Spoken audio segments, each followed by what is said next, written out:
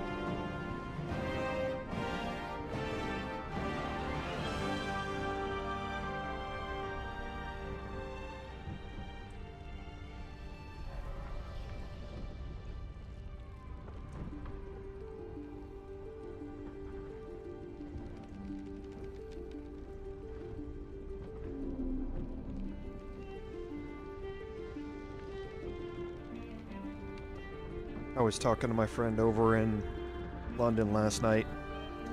I wish I had y'all's weather here today. I think she said it was 22 yesterday over there. It was 38 here today. It's like, well, I guess that's why a lot of places in London don't have air conditioning.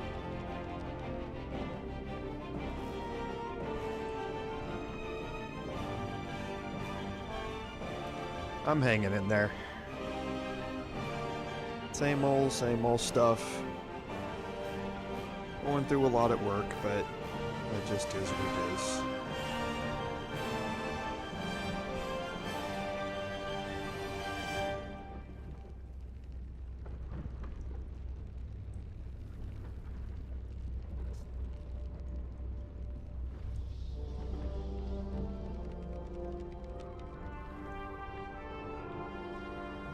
Yeah. And it's going to be that way for the foreseeable future. I mean, it's almost 6 o'clock in the evening, and it's still 37 right now.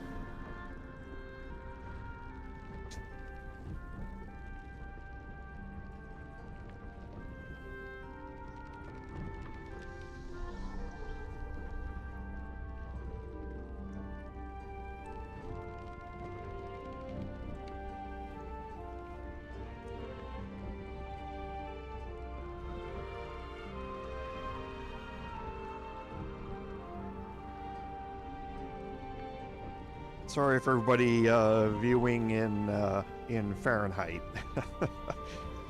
It was 72 in London when I talked to my friend yesterday, and it was 103 today where I live. So I told her I wish I had her weather.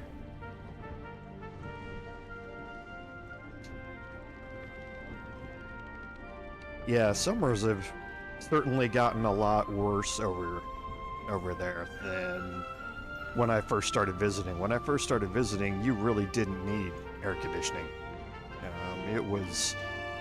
The summers were mild. I mean, they were hot, don't get me wrong, but they weren't like they are now. But now it gets, like you say, it gets well hot over there during the summers, and to the point where, yeah, you really, really wish you had air conditioning. You just didn't have a need for it.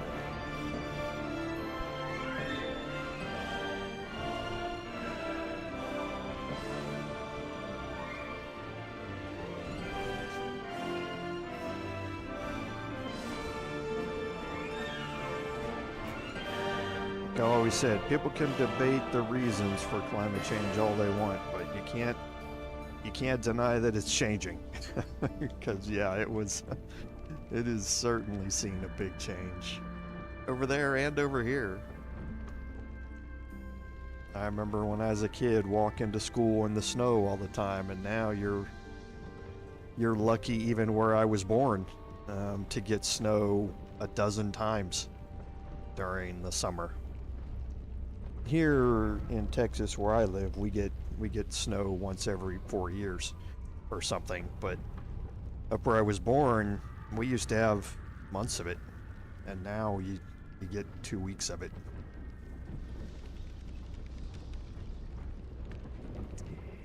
Yeah, that's true, Andy.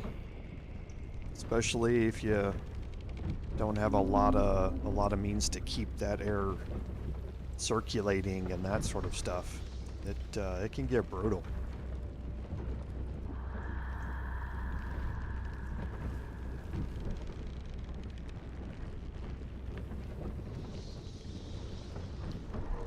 When I was growing up, we had an attic fan, which you can't do anymore here in the US with the energy codes, but it would blow the hot air from the house into the attic, and you'd open your windows and it would draw cool air in from the outside as a way to keep things cool. You can't do that in the US anymore, but yeah, it was just a way to circulate air and kind of draw things through.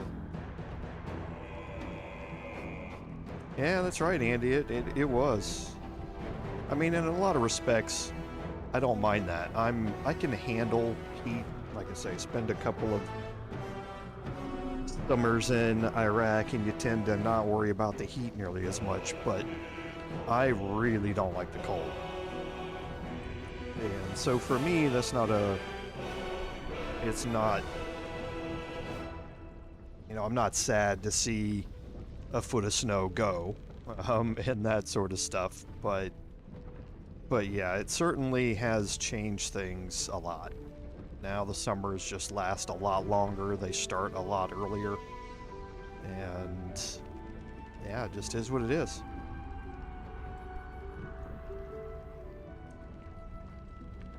Yeah, I hear you, man. Have you thought about getting a little mini split system, like one of the wall-mounted units or something, for your house? They're relatively economical, and we used them in our living quarters in Iraq. They're becoming more popular here in the United States. They're extremely popular in Europe. We never caught on over here, but you see more of them over here now. No Mitsubishi or LG or something like that. Split system.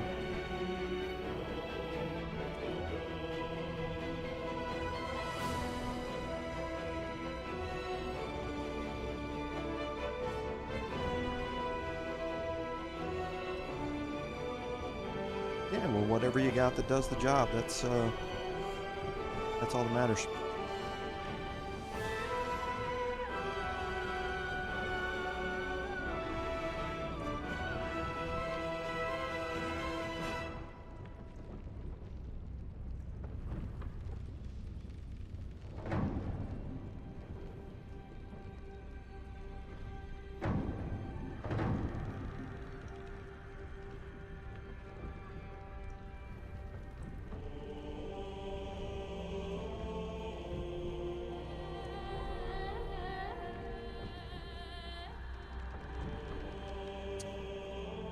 Yeah, I'm pretty sure you can.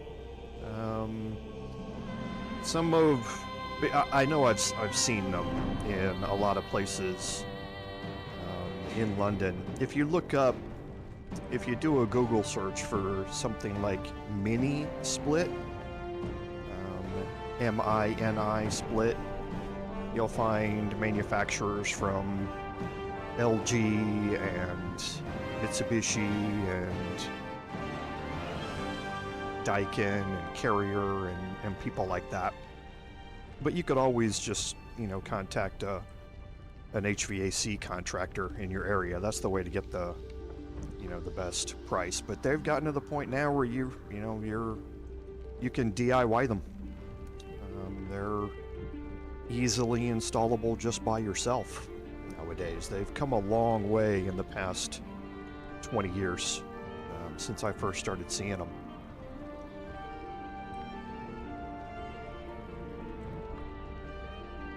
I mean, and they obviously are, you know, it all depends on your budget too. They're not as expensive as, you know, what we have in our homes here in the United States, but they certainly do the job for keeping, you know, a particular room cool and that sort of stuff. They do a really good job at doing stuff like that.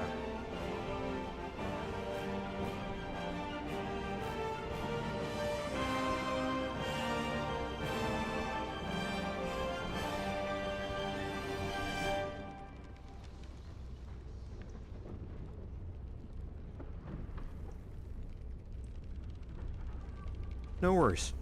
Like I say, part of my engineering job.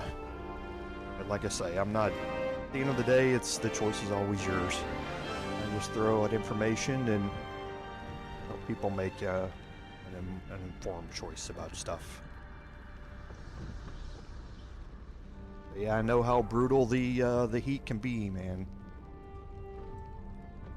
Yeah, and that's what's really good about them is that they all come with a remote control type of thermostat, so you can program them to run only certain times a day.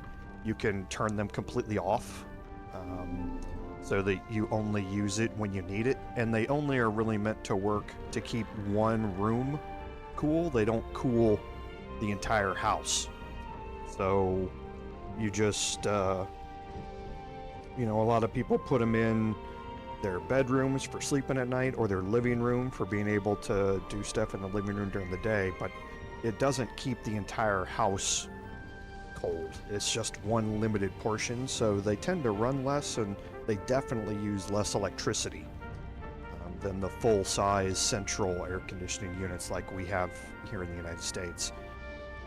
And like I say, they're eminently programmable. You can set them only to run certain hours of the day, and like I say, for 90% of the year, you may just leave it turned off. You have, you know, maintenance that goes along with them. So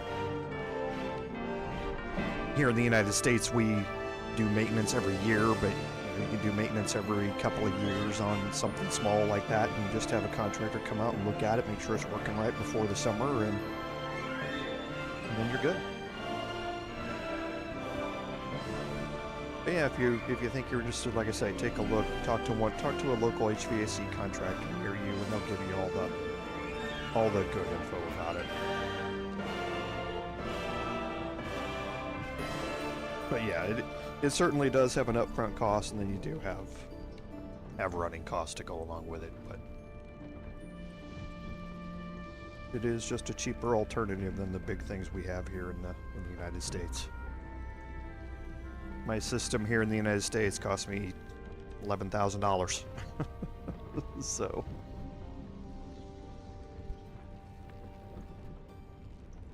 yeah, and that'd be a good place for it to be. You know, a place to keep that one room cool, but a place where you can get away from the heat during the day and all that sort of stuff.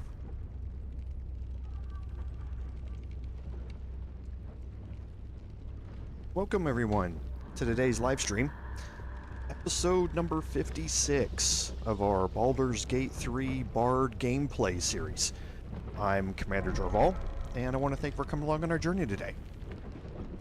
So, not much on admin notes this week. If I do apologize if an occasional cough comes through or something like that. The weather here is kind of kicking up allergies a little bit at this time, so I'll try and mute it, but I do apologize in advance if anything does come through.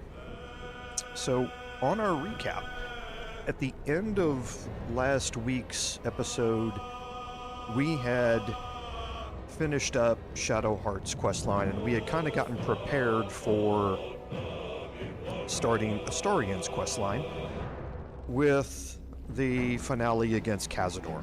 And we had done some things off stream concerning the Mirror of Loss, and we're going to jump right in here and talk about that because we're going to have to start with a long rest here to get rid of the conditions that we currently have on our characters.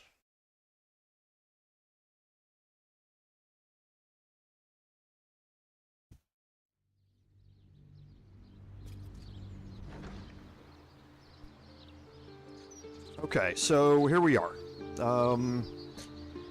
So you'll notice that we have some negatives here on everybody. I went through, and everybody who could use the Mirror of Loss did use the Mirror of Loss. Shadowheart, if she rejects Szarr, which she did, she is not able to use the Mirror of Loss at all. It's not available to her. Very similar to how Gale, if he has rejected Mystra, is not able to get the Anointed in Splendor buff from the temple from Mystra. You're just not allowed to do it. So Will, it took a little bit, you can see, for him to get the Defender of the people. Get the +1 to Charisma buff from Patriarch's Memory, but then you can see down at the bottom, he got +1 from Patriarch's Memory and +2 from Bard's Memory. So his Charisma is now up to 22. That gets him a +6 to all of his checks and that sort of stuff. Hers did the exact same thing. He was able to up his Charisma from 17 to 20. And that's important because, remember, he has a packed weapon, which means he's using his Charisma to hit and to damage, and then he's adding in the strength bonus that goes along with it. So because of how, well, not on this one, I guess, right? Yeah, not on this one because he's not using Baldur's Giant Slayer. But he's now up to 20. We saw my Bard last time. My Bard got up to 22 as well. And then, like I say, Shadowheart was not able to use it. So she didn't get any additional bonuses down there, you can see, from it.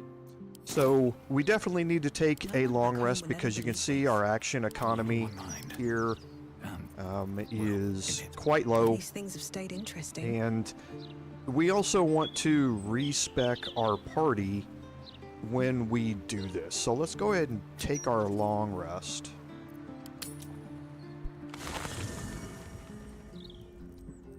Because if we're going to go do Astarion's questline, we need to have Astarion in the party. And that means we're going to have to leave somebody behind. Now, I have chosen to leave Will behind during this. I think in fights against the undead, Shadowheart is more valuable to those fights with her radiant damage spells and spells like Daylight and that sort of stuff anyway, which is a good reminder. I need to prep Daylight.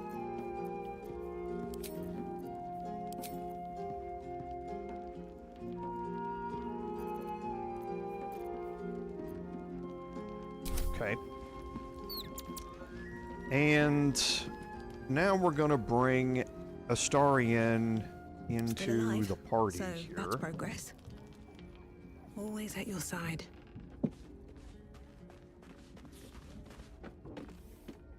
Hello, my dear. I would, but you have so many friends already. In that case, I'd be happy to tag along. Okay, and I've already taken the liberty of specking out Astarion and making his change. Now, He did get Thief's Memory. You can see down there at the bottom. He got a +2 from the Mirror of Loss. I've already run him through it to get his dex up to 20. He only needed one time to do it, but again, he's got a negative here that we're going to remove as we go through this. And doesn't look like anybody wants to talk to us. Will's got the icon up there that he always does that goes away and comes back. Looking So ahead. we're going to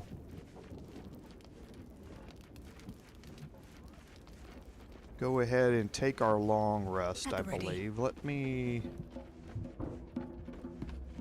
Maybe go over it'll here and bring us just check. closer.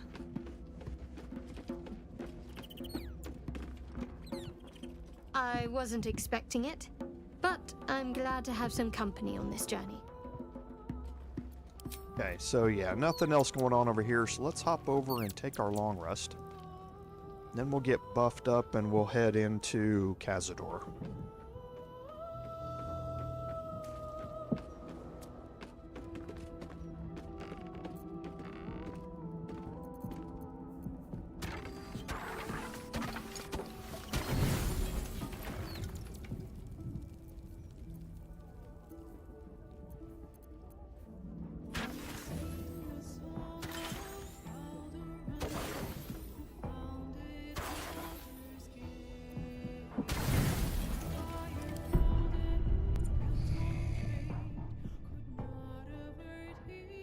Doesn't look like anyone's been here in a while. Perhaps people lost faith. Or forgot about it. I wanted to come here. To see if I felt anything that I hadn't done before. Now that I know what I know. Now that I know who I am.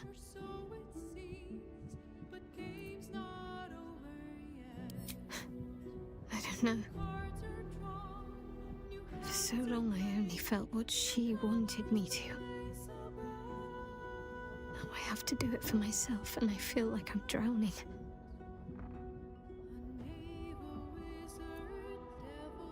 So much time's been lost already. Most of it I can't even remember. What I do remember, it would have been so much easier to just become a monster. I have my family back. And now I can't even look them in the eye. I don't deserve to be anyone's daughter.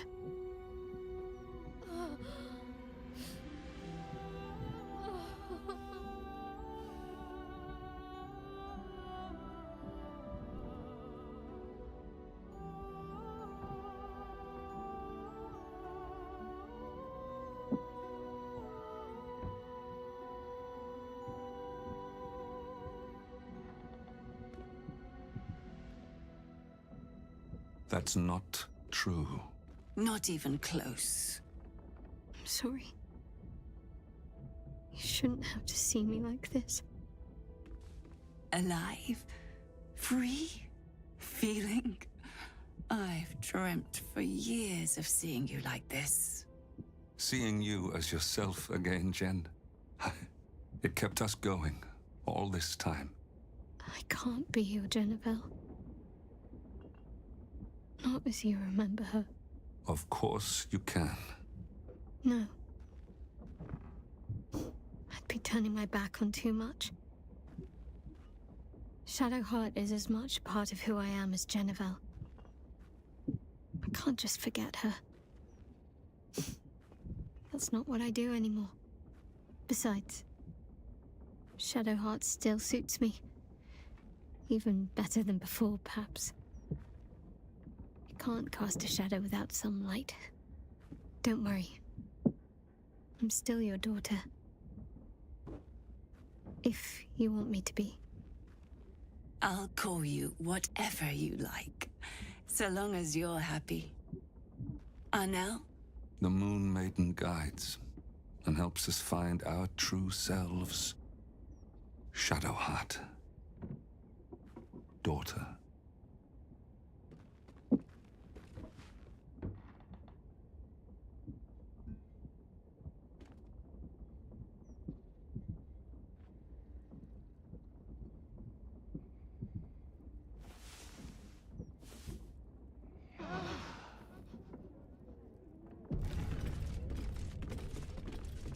So a really cool scene there with Shadowheart and her parents.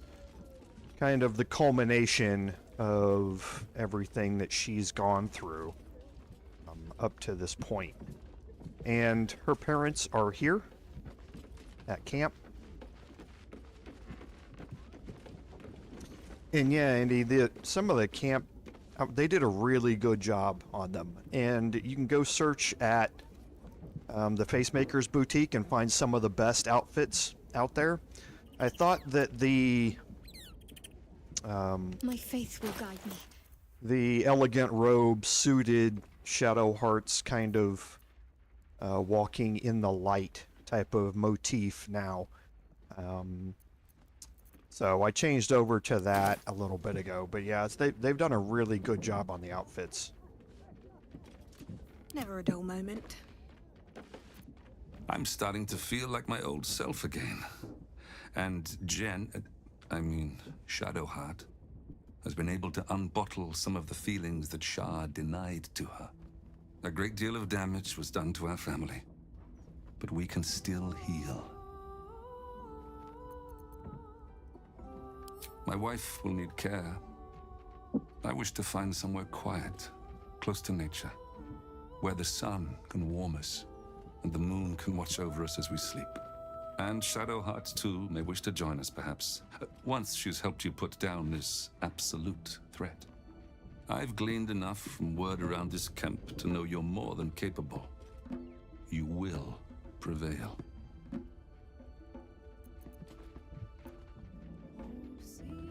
I am. But with Seluna's guidance, I learned how to control the beast long ago. I only let it loose again when my family was threatened. Unfortunately, I was unable to stop what befell us, as neither elf nor wolf. Of course, only a fool would alienate his child over a name. Shadowheart must determine her own path. That is what the Moon Maiden teaches. Still, I am unused to it. I can only hope she forgives a slip of the tongue now and again, until I adapt.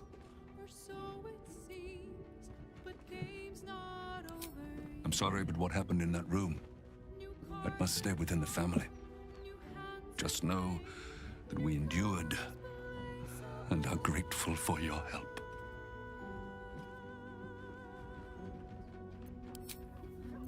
Okay, so let's talk to Emmeline here.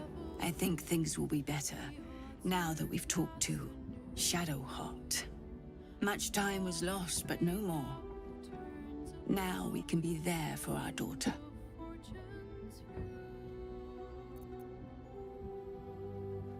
We are a small family. Smaller than I hoped for. But we are whole again.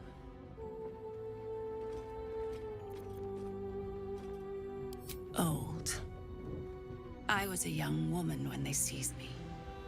Arnell and I hoped Jen would be joined by siblings.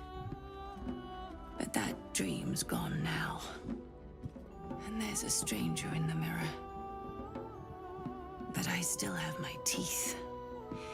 That first apple was worth the wait.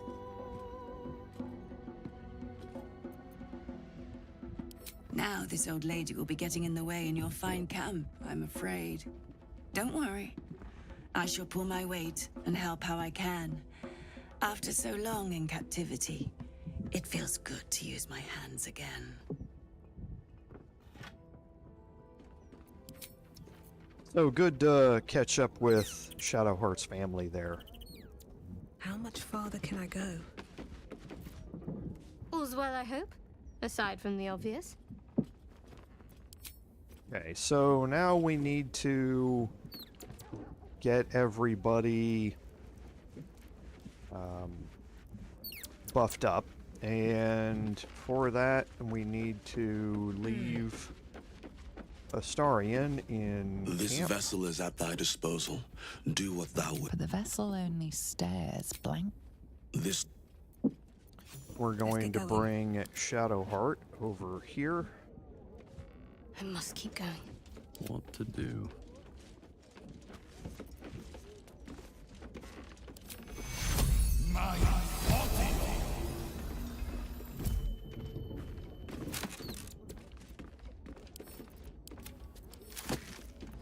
then we'll bring Astarion Got a back long in. road ahead.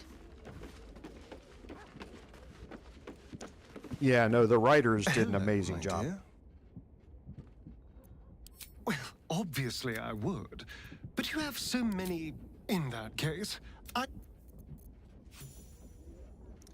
Okay, so everybody now has thoroughly stuffed. So let's go ahead and leave camp. So, Astarion, vampire dens. What should I expect? vampires would be a safe bet. Hilarious. You belong on stage. Perhaps the blood-stained sort, with a hooded man standing by, axe in hand. So long as there's a cheering crowd. As for vampire dens, I'd brace your nose. They can be very organic. So now let's get the rest of our buffs done here.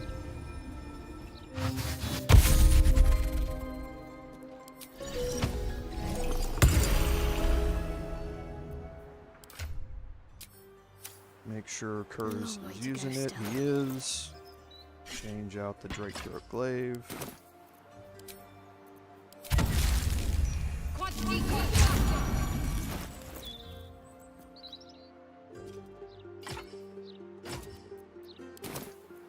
No time to rest. Okay, and I think...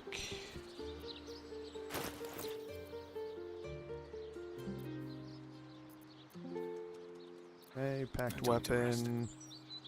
Packed weapon. I think we are ready to go. Well, hello.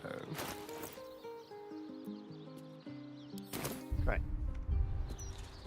What to do? So now we're going to head into the Szarr Palace here.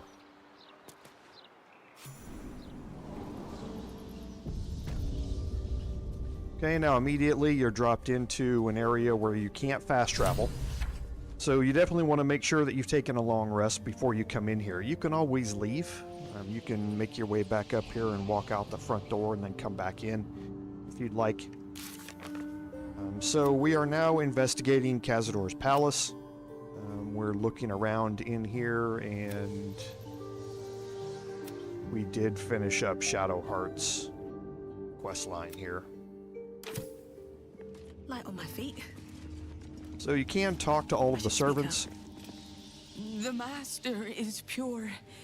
His palace must be pure. No stain, no smudge, no taint. Pure. Okay, you can't do anything. Oops, can't do anything for them, and they are. Well, their fate is kind of up to you.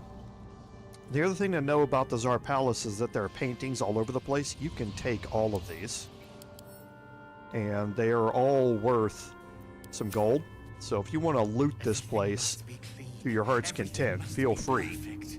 No one's going to care. Another guest for the Master's celebration. I'm afraid you're too late. You'll have to... Master Astarion? What are you doing here? Why aren't you downstairs? Well, obviously I'm on my way down now. So if you could just point us in the right direction. But you're too late. The doors have been sealed. The ritual is about to begin. It's too late. Godey has sealed the doors and will not open them until the ritual is complete. Cazador gave the key to Godey. And where is this sadistic old sack of bones? It does not matter. You're too late. The Master will be so angry that you missed the ritual. He will do such terrible, terrible things to you. I do not have any more time to waste. There is too much to do, too much to prepare. Okay, and I do want Trust to. no one. Let's Take care move. of that. So you've learned that the door has been sealed, and that's the sinister door here. If you interact with the Seems door, simple enough. The door is covered in intricate text, but you can't see anywhere a key might fit. Only a small round hollow engraved with a family crest. Hey, you do have a history check and an investigation check here that you can make. You don't have to pass either one of these. They just tell you what you need to do. But deciphering the text is you need to find a dictionary, basically, that helps you decipher the text. And examining the hollow in the door, that's where a signet ring fits. And we've kind of learned the first part of that in that Godey has something to do with sealing the door. So we can try and pass these here, but like I say, I'm not interested in passing them. I have to roll a nat 20 for them to work.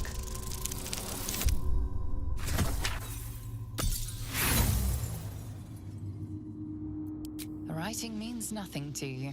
You can't even recognize the script. There's writing like this all over the palace. Some old, probably dead language of Cazador's. We were strictly forbidden from learning it. This one's a little bit more passable, but again, I'm not really interested in whether or not... Oh, and there's my nat 20. The indentation seems to be the right size and shape to fit a signet ring bearing the family crest.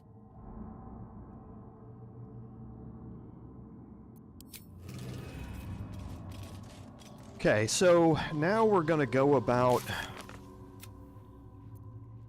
finding Godey. At some point, we have to meet up with him to find out how to unseal this door. And we can make a little detour here into the Chamberlain's suite. So the door over here is locked. You can lockpick it, but you don't have to.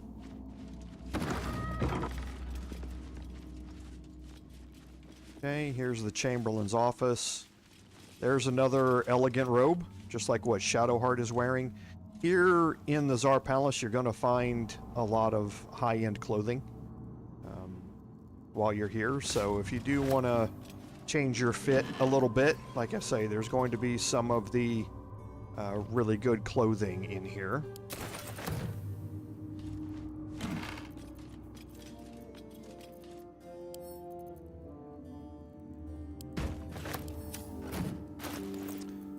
And I did forget that with... To do.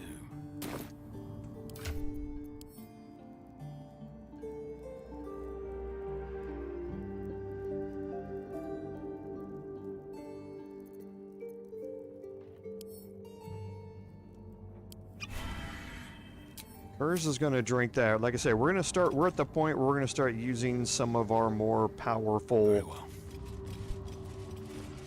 elixirs and things like that, because we are getting into big fights now. You can kind of see from your map here that it kind of looks like it dead ends here. Looks like something's wrong with it. That's because there's an illusory wall here that you can walk through. And here you have the Chamberlain's private room key and a letter that she wrote to Chamberlain Dufay, saying that she found an empty bottle. She was going to follow him into the afterlife. Killed this werewolf burned it up from the inside. Its throat and innards are more liquid than solid. And there's some chests to loot. Now, there's another illusory wall over here, but you can't get through it yet because there's something blocking the way. But you don't have to now that you've gotten the key. Now you can see that there's a wicker chest over here with a scroll of Circle of Death. That's nice. And once you're here, you can move it out of the way, and now you can walk back and forth between these rooms all you want. You don't have to at this point.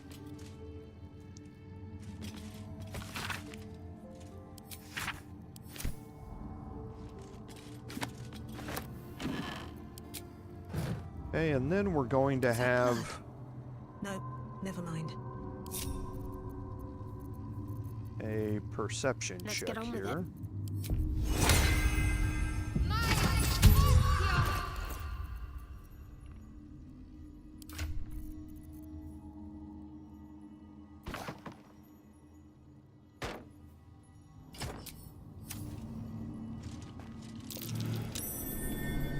something And you over find there. Dufay's diary under the bed.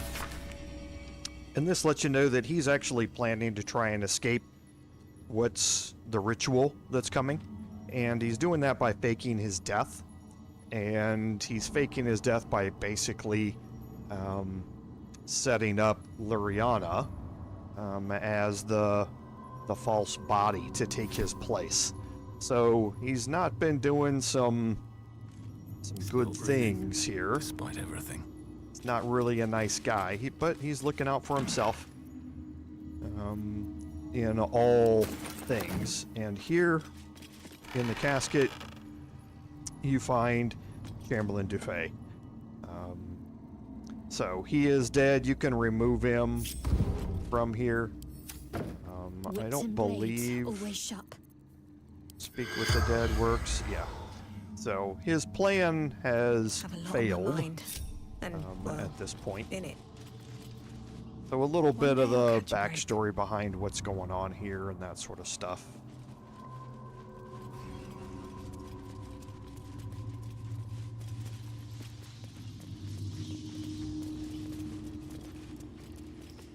And down here on the first floor, we see a couple of... That door is saturated with necrotic magic. Best keep my distance.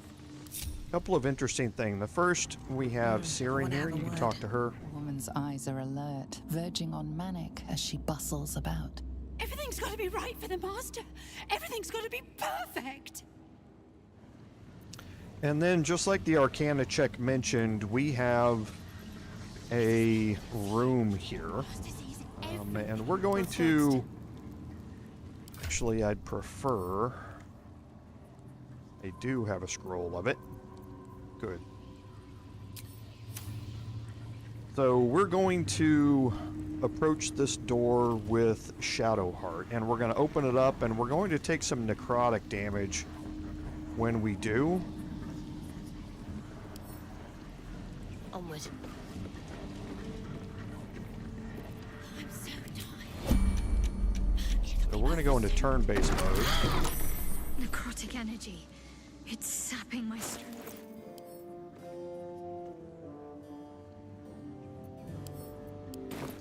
We're going to cast Remove Curse. Oh, come on.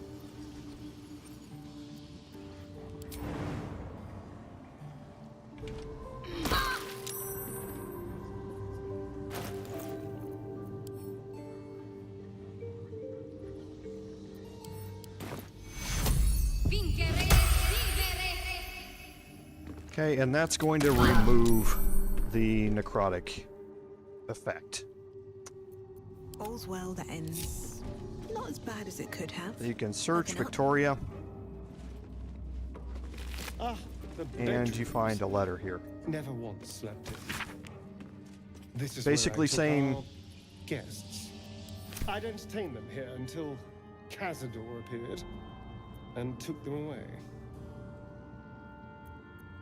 So Who here, ever died here, though? hey Something Astarion. strange happened to that girl. So you can read it and you find out that there is an ancient language book. You need to learn some of the vocabulary to be able to move freely within the palace. Okay, and we'll search around in here. Blood? No, never mind.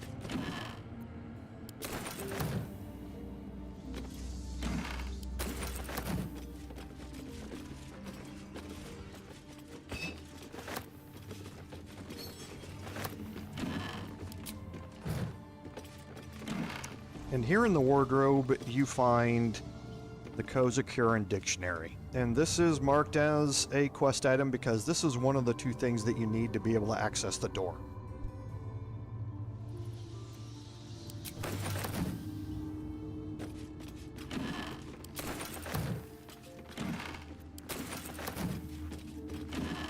And again, like I mentioned about the clothes, there's some of the more high-end outfits here.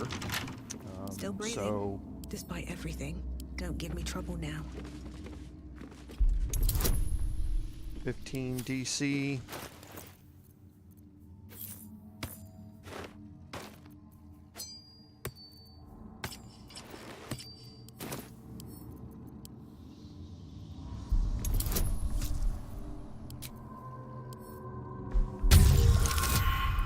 Oof.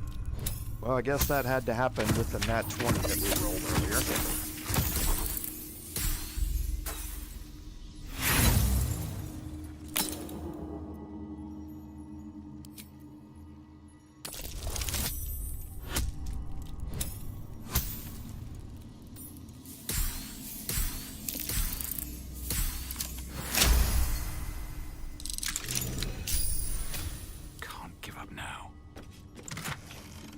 Okay, and in here you have the Helmet of Grit. So when the wearer has 50 hit points or less, they have an additional bonus action.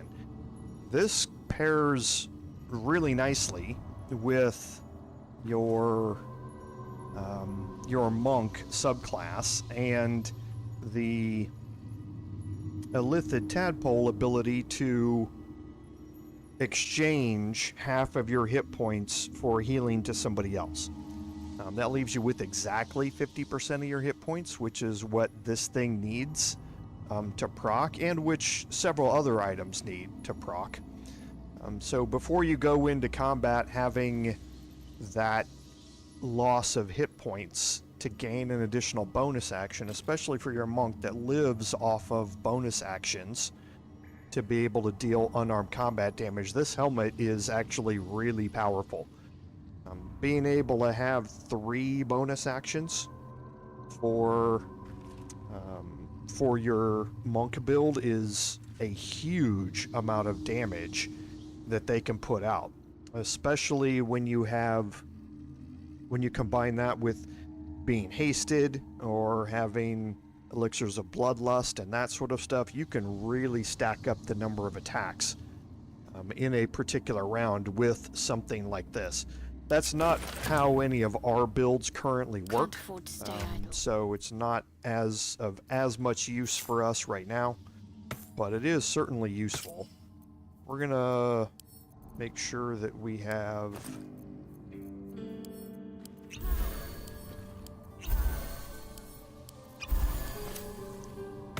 Shadow Heart healed back up after all of that.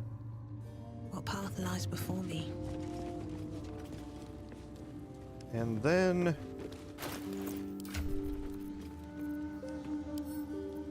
we'll read the dictionary, and you learn that this is the language from Karatur, and you learn open, enter, beware, and forbidden, and sealed. And these are going to update the quest. Hardly surprising for a vampire's lair. And now that's the same language on the sealed ballroom door.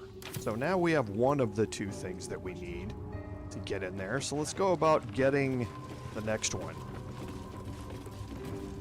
So as you approach this location, Cazador's cheapest tricks. An illusionary wall. if you have Astarion in your party, Behind it is the kennel. A fetid little cell he'd throw us into when displeased.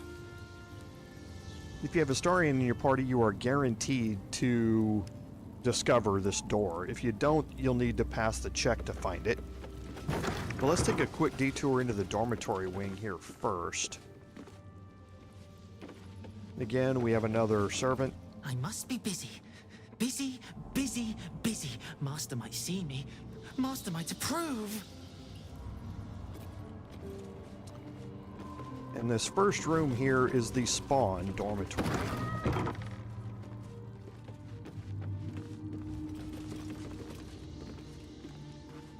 The dormitory. This is where the spawn were kept. When we were getting neither the carrot nor the stick. Okay, so you learn a little bit more about the various spawns from the books here, and the diaries that you're going to find throughout here. Here's Violet's diary. We already met Violet. She came to our camp one night. And here you find out that Cazador supposedly has a plan for Victoria, the dead girl that we found.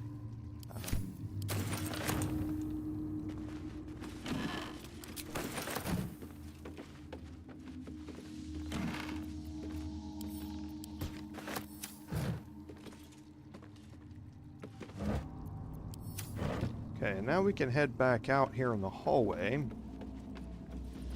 and head to the favored spawn room.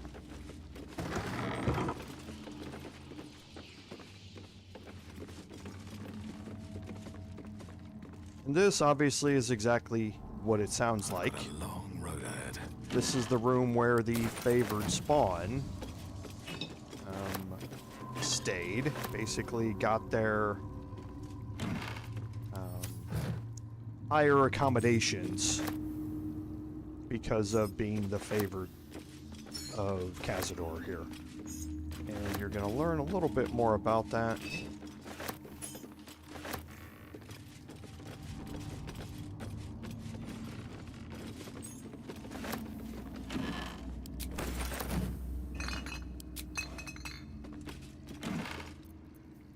And here's the ledger, and you find out that Leon has been the favored spawn except for one time with Violet.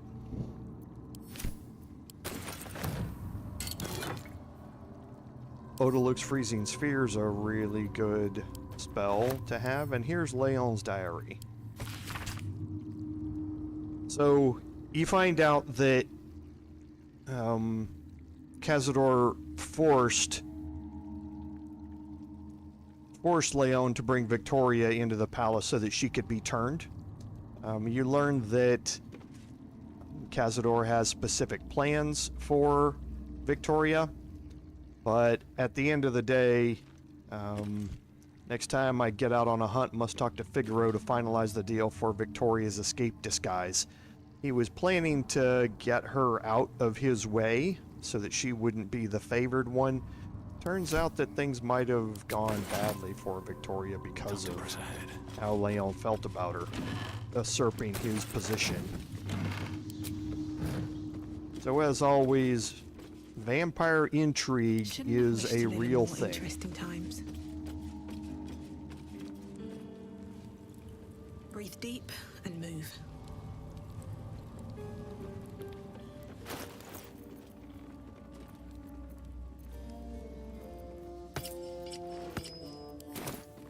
Okay, so now we'll head into the kennel here.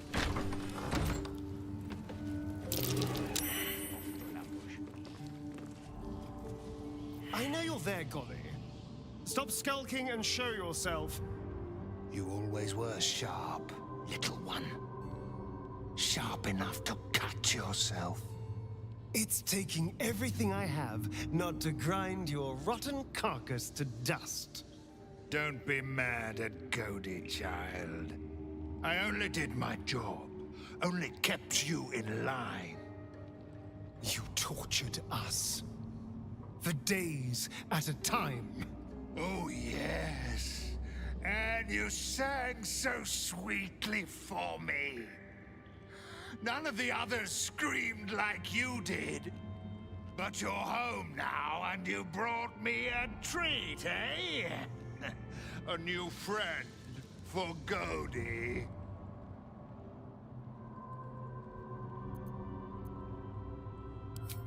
So I'm going to take the intimidation option. Can only fail it with a nat 1 here.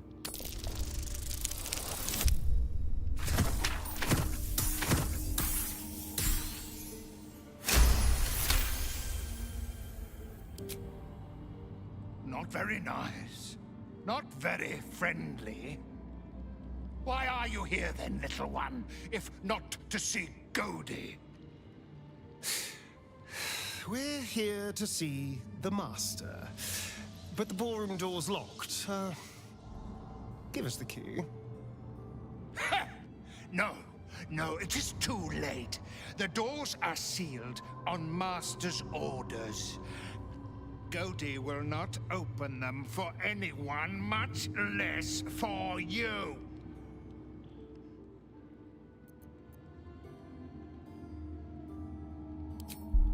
So now we have a persuasion check that's a little bit more difficult.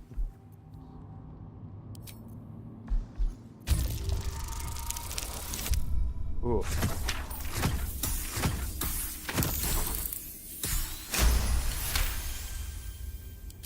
Godey was wondering about that. Godey knows the Master was searching for Astarion. He must have forgotten Astarion was lost. Here it is. Now go to him. Help him achieve his destiny. Okay, and we got the Szarr family ring. Now there's nothing serious in here. Oh, potion of flying's okay, but again, nothing really that you need to search or pick up in here. Because now we've got the Signet ring. And that gives us the second thing that we needed to be able to unlock the door. So we're going to keep everybody kind of down here. And I want to look at my... So we have alert on a bunch of people, which is good for this. Someone there? Don't linger.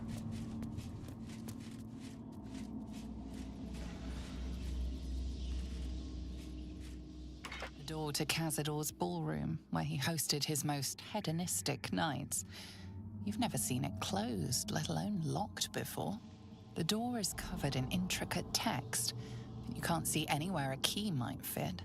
Only a small, round hollow engraved with the Szarr family crest. Looking closer, you recognize the writing.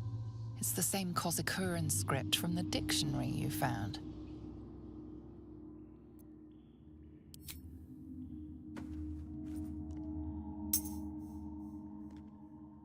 The ring slots perfectly into place, and the door swings open. Okay, now in here you have some werewolves, some regular wolves, some bats, and some rats, and that sort of stuff.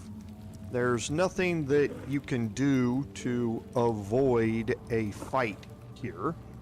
So let's just go ahead and get into a fight.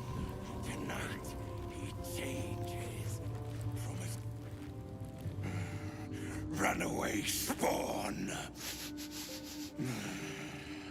The Master's scent is all over you. We bring you to him. We get his favor. Okay, and we rolled first, which I expected. So we've got a couple of detection cones blocking the door here. Probably Bloodfang and Garrus. Everybody else looks like they're probably turned the other way. So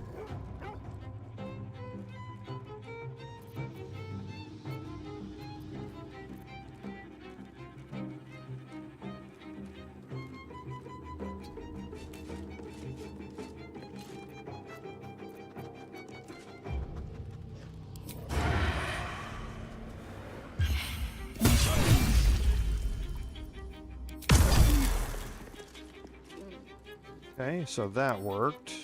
He's listed as a humanoid, which is good. We're going to use our bonus action to bite. That'll get us the happy trait.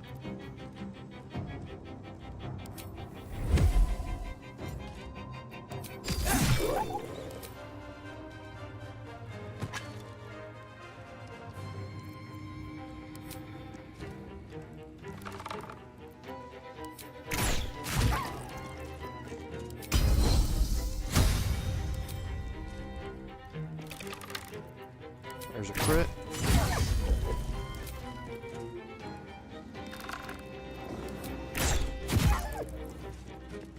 Okay, so where are we with the detection cones? So we can get in here with other people, it looks like. Wonder if the gods are watching me. So be careful when you're doing this, because Wilhelm patrolling around will knock you out of hiding. They need to wait for him to come past you.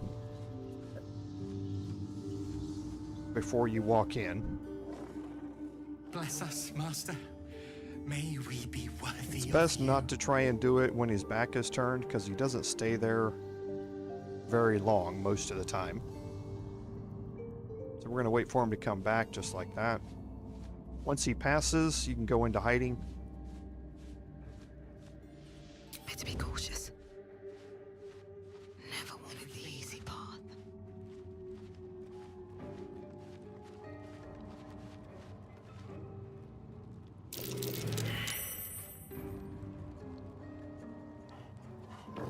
And we want to try and get rid of Bloodfang here. Whoops, we want to be slashing flourished ranged.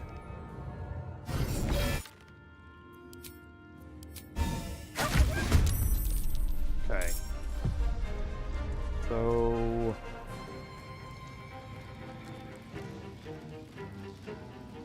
what's causing this one?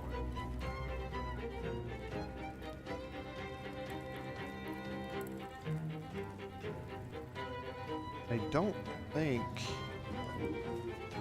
it's the bats. His, I can kind of see. It's right here. Maybe it is the bat?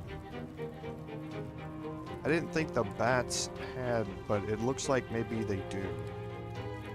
So let me get rid of the bat here as well.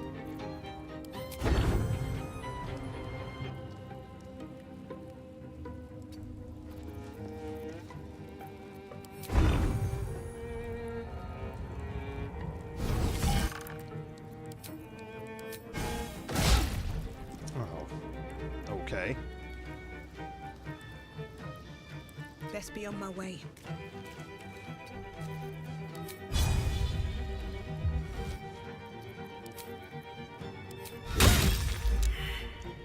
Okay. So yeah, that cleared up more of the detection cones. Now it's just his that's kind of blocking that door. So let's see if we can get Kurz in here. What now? Should mind my step. I might be able to move around behind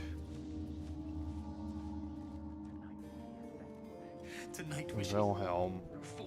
Actually, let's not take a chance. We'll wait for him to move. He's going to move over here, and then he's going to come back toward us. We'll do the same thing. Bless us, Master. May we be worthy of you.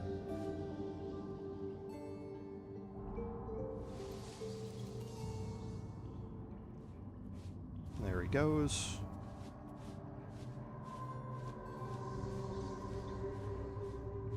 Breathe quiet. Move with care.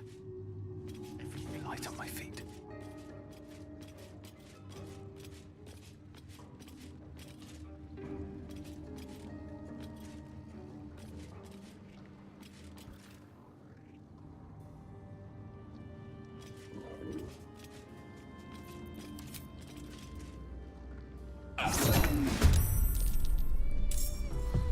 Okay, we can drop a Divine Smite here. We're going to take a short rest after this anyway.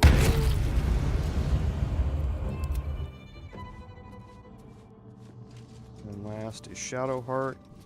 I must keep going. Calm and quiet, that's the way.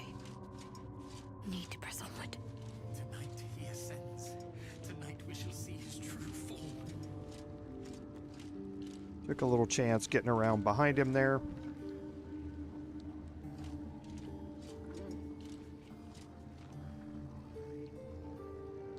Gently does it.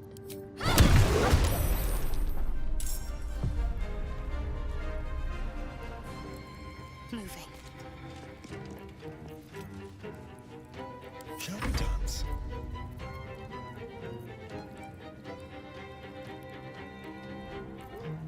Nothing will stand in my way. Not a whole lot of movement left here.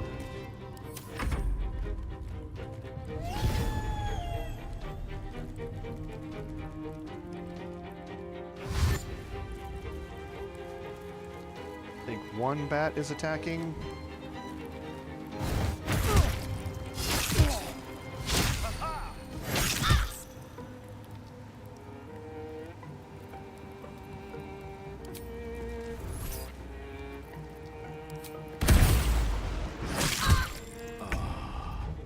Those things seem to hit like crazy.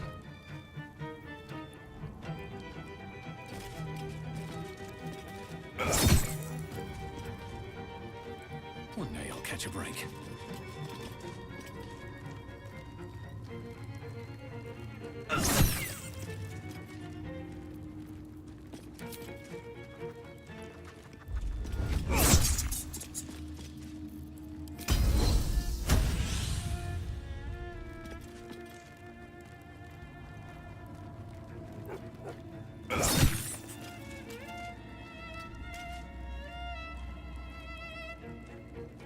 A little short.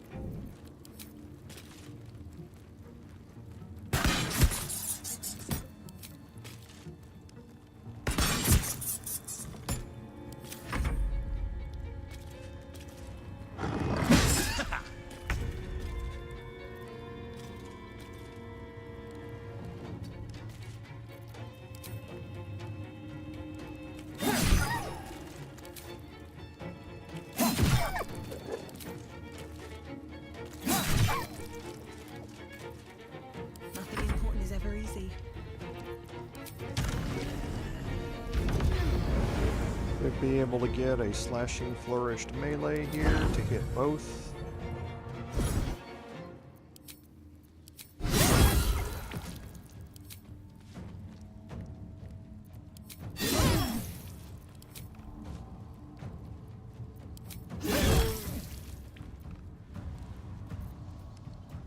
Let's get Hex out.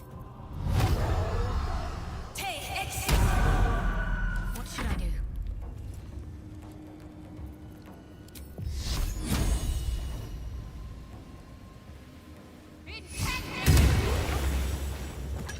Blood comes easy these days.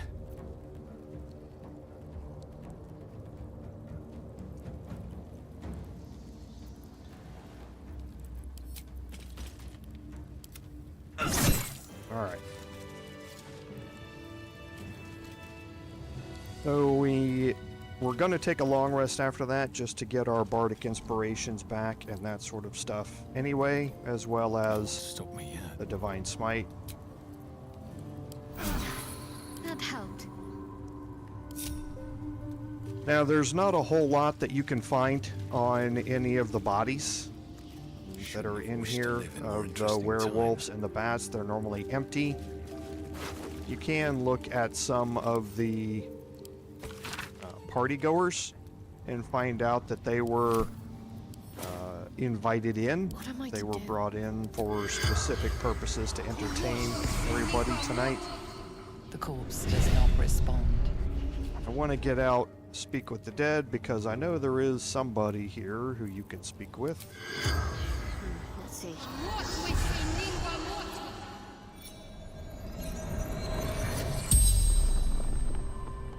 The corpse regards you lifelessly.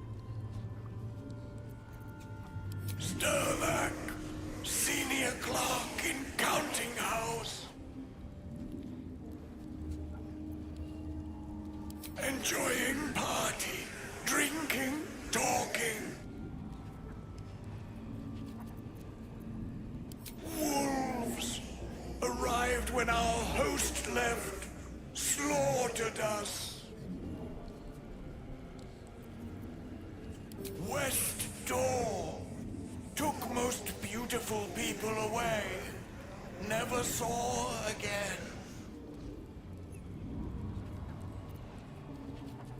Politicians, minor nobles, fist officers, all sorts.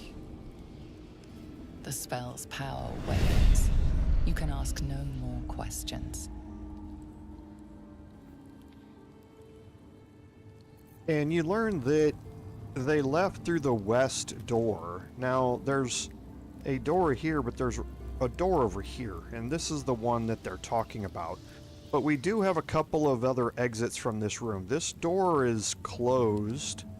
This door here is open. No one back home will ever believe this. Let's make our way this Another step way. forward. And again, you could search the wardrobes and that sort of stuff for more clothes and things like that. In here, you can do more searching around inside this room, but there are two things of interest. First is a ladder.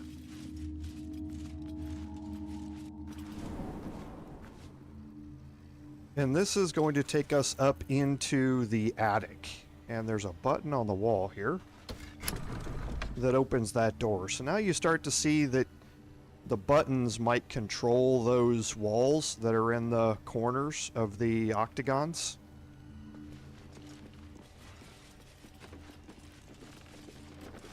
And you can search around in here. Looking ahead.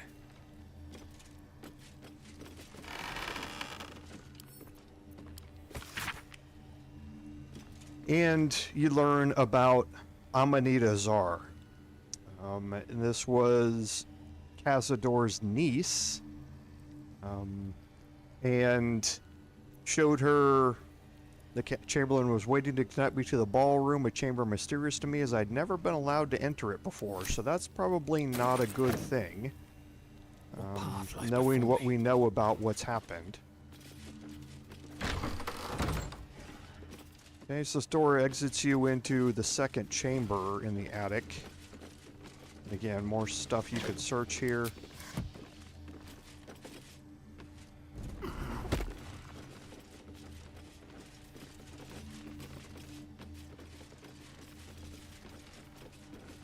Rusty crossbow and garlic.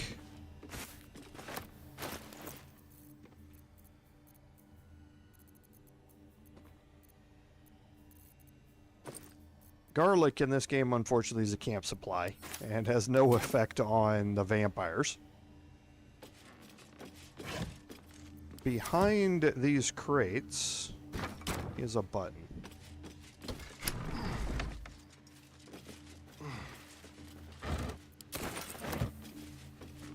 Leads you into the next room.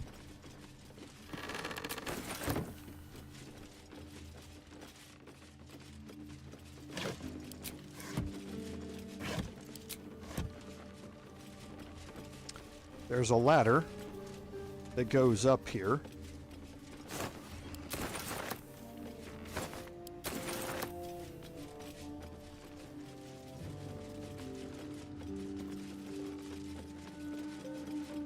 And to get into the last room here of the attic, you can see somebody's been living here.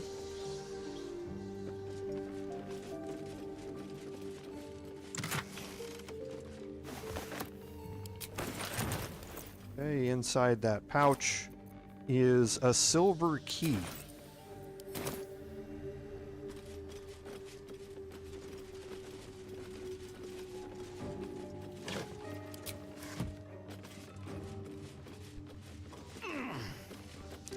And now you're done up here, so you can make your way back.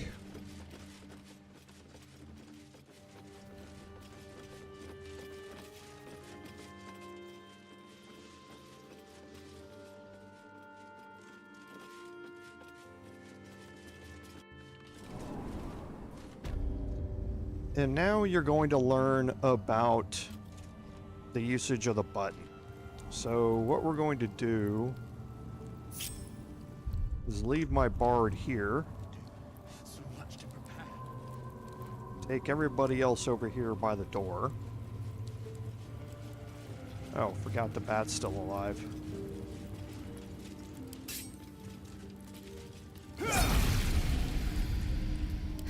And then with my bard, I'm going to press the button. Better not be cursed. That closes this door.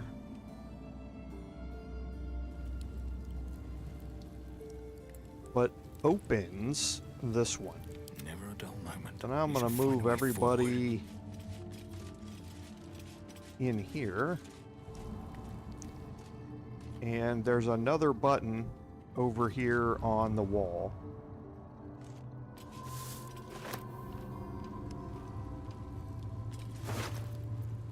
You learned that there was an invitation for a bard to be able to play requests. Again, obviously that didn't work out very good.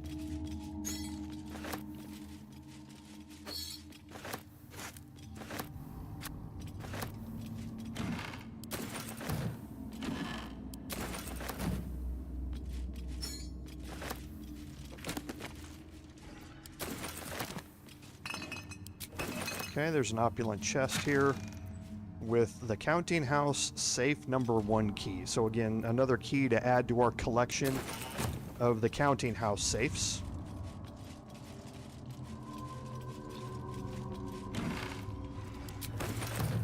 And now we're going to hit this button. So again, it's going to close this one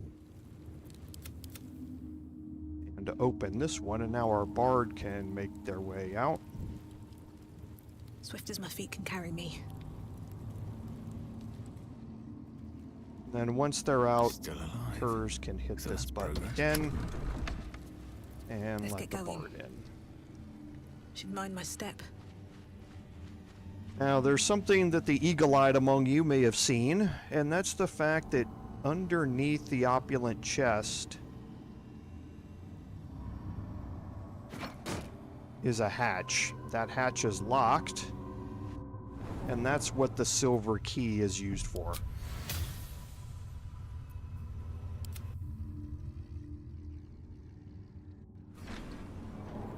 No one stopped me yet.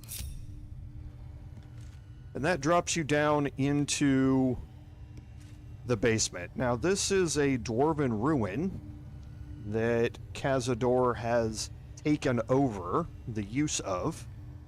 And we're going to learn a little bit more about it as we go, but this door here is locked. Right tool will do the trick. You can lockpick these. They are pretty high DC, but certainly manageable, but you don't have to.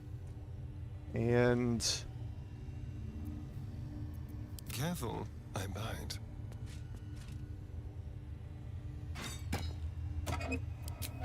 so if you drop a metal crate on this one, it's going to click. All's well that ends not as bad as it could have. Drop a metal crate on there, and it's going to click, and it's going to open the doors for you. On my way. And that's going to be standard throughout the ruin here. However, activating those pressure plates activates other things in the room. Here in this room, there's nothing else to activate but the door. You want to be careful, though, when you're doing that method in other rooms, because you might activate some other things. And we're going to see that here in a second. There's no time to waste. Shadowheart should still have the perception shield on.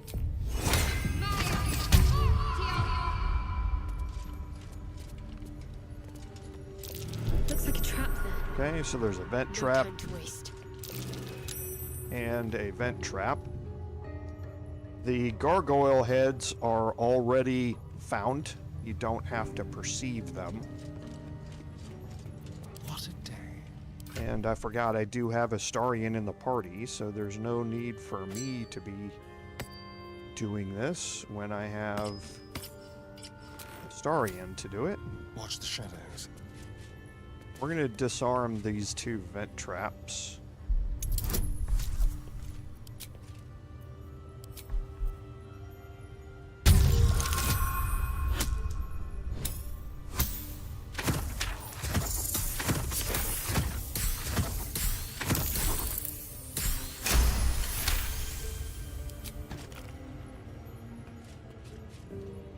And while we're at it,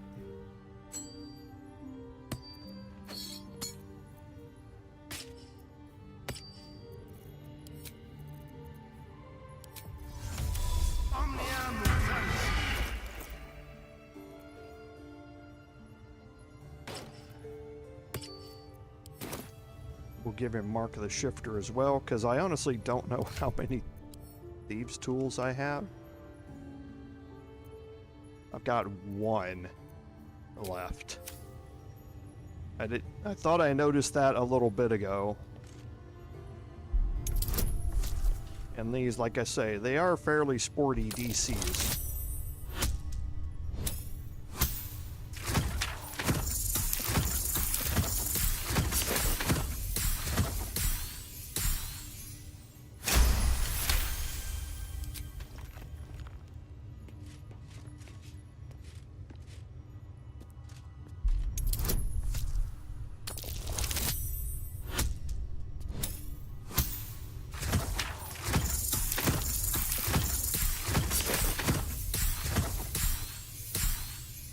Oh, and I'm using trap disarm kits, by the way, for these, not tools, so... I have a few of those left, but again, not many for lockpicking.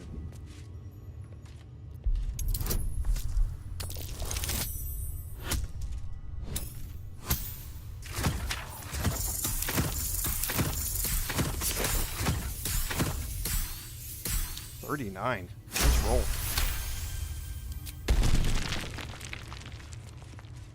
Okay, so now we can go about opening up the next door, and we'll start with the trunks here.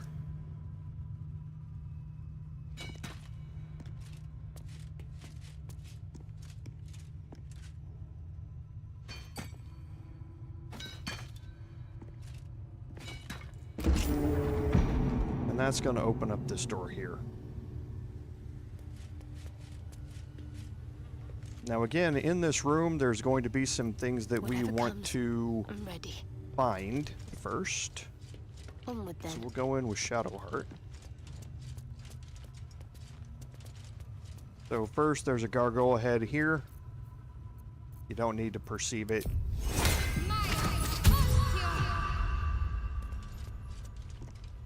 But coming down here toward the end,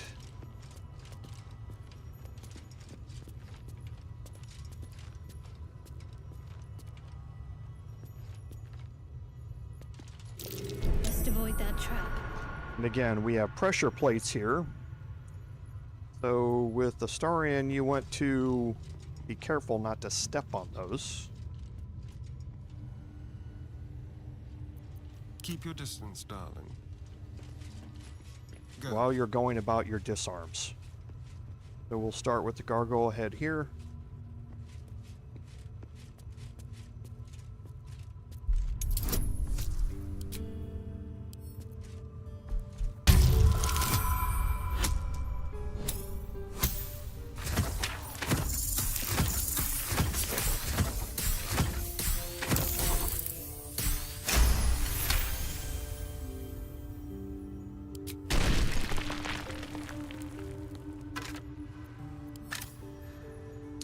Now again, be very careful not to step on this while you disarm the vent trap.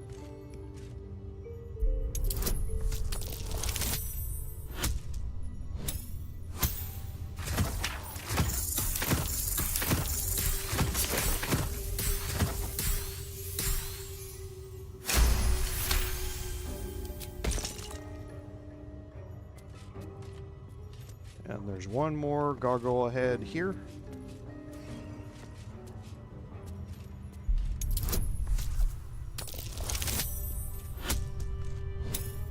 Thank goodness for advantage.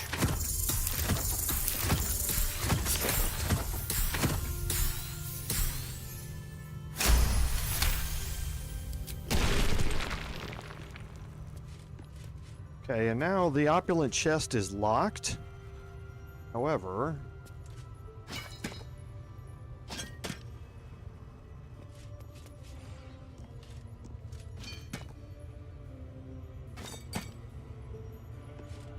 once you've disarmed everything,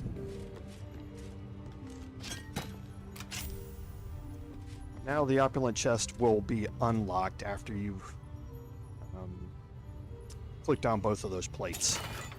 And in here normally is a good selection of potions. Necrotic resistance is awesome, especially for the fight that we have coming up here. There's a couple of books about a confession. Basically, Cazador has been taking victims for a very long time, and this man was confessing all of his transgressions here, from the mundane all the way up to the spectacular. And that's all there is in here. There's nothing down here. These side passages aren't active.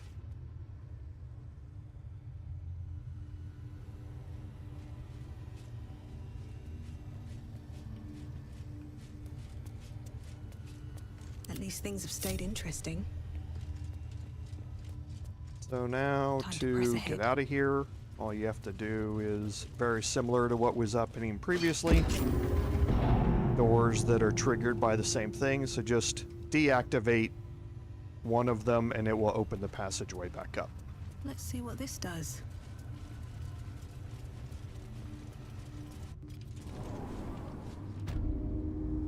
Okay, and now we're going to head through the office hall door here.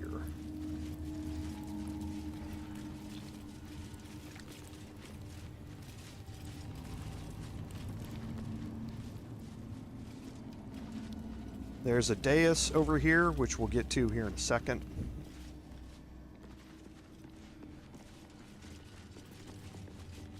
All's well that ends. Various different things you can pick up off the desk here, but there is a party planner, which lets you know that that Cazador's ordered a final feast, he said. No one's entirely sure what that is, but trust me, it's not going to go well for What now? anybody except for Cazador. Best be on my way. Now this dais is cutscene based, so you don't have to worry about it glitching out. So it's safe to click on it in your honor mode Stand on a playthroughs. clean metal platform. A beautiful but antiquated elevator. There are some scuffs to show its age, signs of things dragged onto it over the years. But it seems to be in good working order. This is what I mean, it's cutscene based. So the ones that move in real time with you controlling your characters are the ones you have to worry about. And this brings you into Cazador's dungeon. Okay. So from here, a couple of different things to do. And again, we progress the quest here. How big is this place? And we find out that we are down in, again, more of the Dwarven ruin here. We go. Opening this door doesn't get us anywhere, except for a crafting ingredient. What in the hells? I never knew any of this was here. However, you can kind of see that there are some other places to go. One of them being down here below, and we're going to deal with that here in a minute.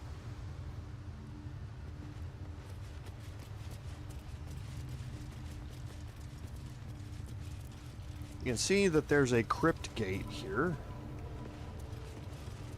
And again, this will lead you down or up, depending upon how you play it.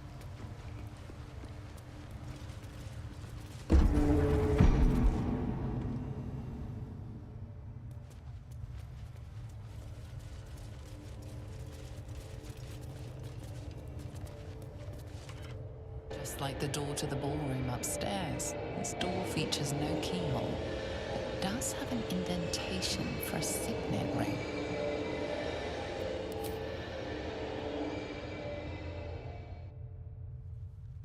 The ring slots perfectly into place, and the door opens, assailing you with pungent, musty air.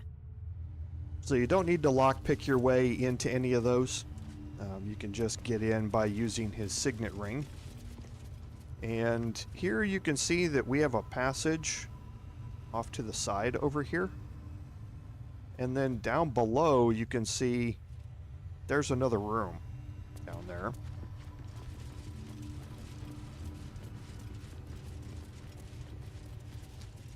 And here, I can't remember what the check is on this.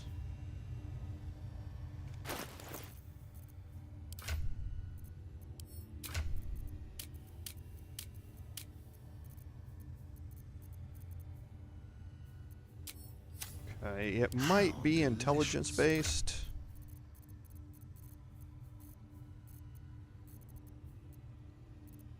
I think the warped headband of intellect was left on will. We'll try it with the Astarion and see what we get. All right. On the pillow rests a skull with a scroll clamped in its bony jaws. The skull's empty eye sockets flare with Actually, an I think it's a eldritch saving gleam. throw, come You to think of it. feel invited somehow to witness the skull's memories. It seems urgent. Let me make sure.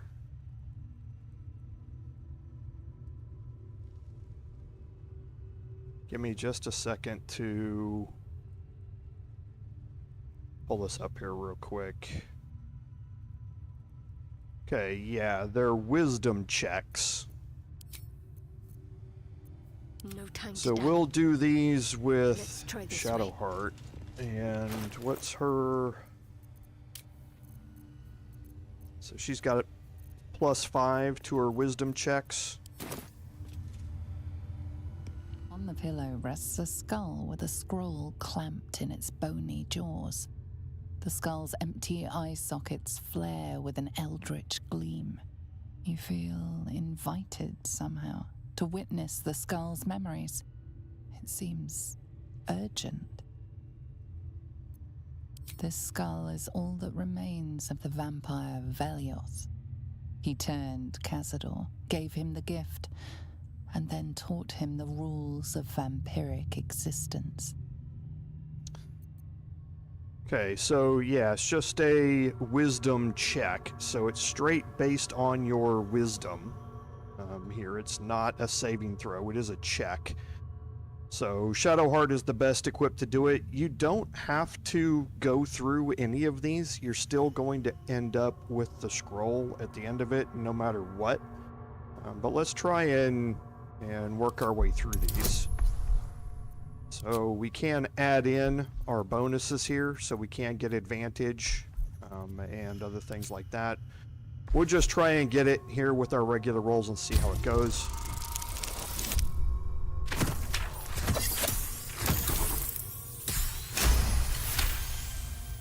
Velioth's first lesson is always to dominate. Allow none to be your equal. Velioth recalls when Cazador reached out to a former friend. His punishment was to watch as Velioth drained his friend dry.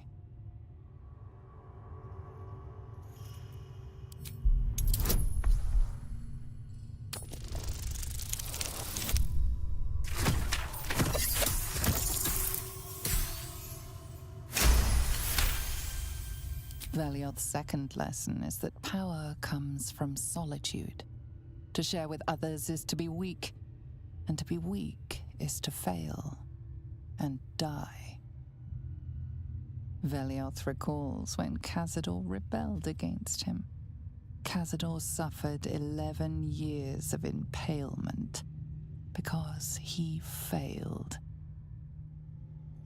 So now you're learning that there were vampire masters before Cazador, and the thing about being undead is that you can have a lot of punishment done to you without being killed, and Cazador is well aware of that.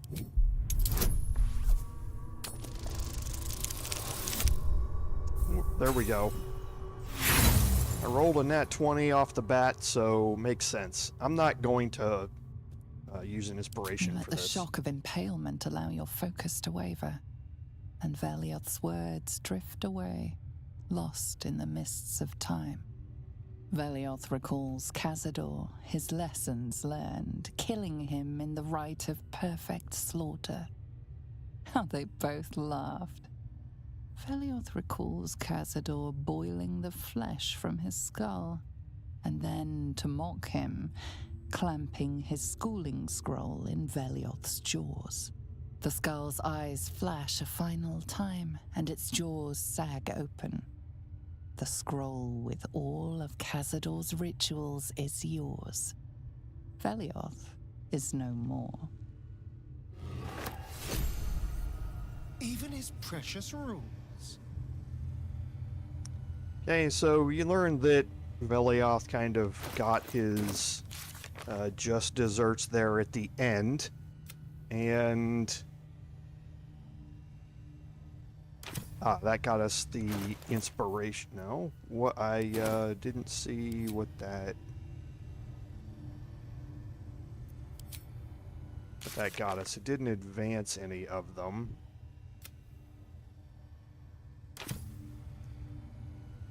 Okay, and then for the rest of the room, there are a bunch of other lore scrolls and that sort of stuff that you can read. Let's get going. In here. The Ballspawn Crisis was Baldur's Gate 2. Power structure of Baldur's Gate, we know most of it about. Eternal Cruelty, Scroll of Names, and Meditations of a Vampire Lord. These are all Cazador's diaries, so to speak. And here in the Gilded Chest, we're going to grab a decent amount of money. To live in more interesting times. Can't slow down. Okay, now out here, we only have one person who has the fly ability, right? Or no, Shadowheart does as well. Good. So the issue here is that it's easy to get down. It's not as easy to get up unless you know where to go. So if you're gonna fly to the top of this pedestal here.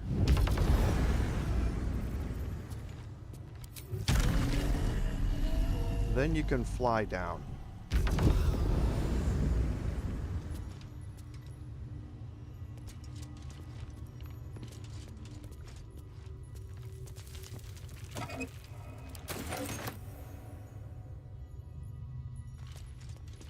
I'll go this way. Okay, now in the middle is caustic brine, so don't step in the acid.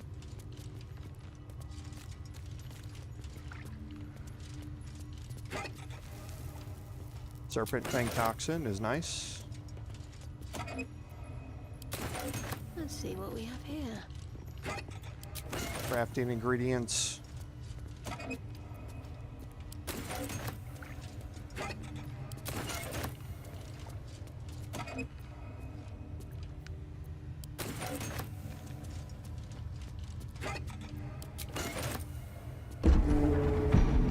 And this door worth a try. Leads you back out here, and there is a perception check to be made in here. And again, stay away from the caustic brine. That's curious. Okay, there's the perception check.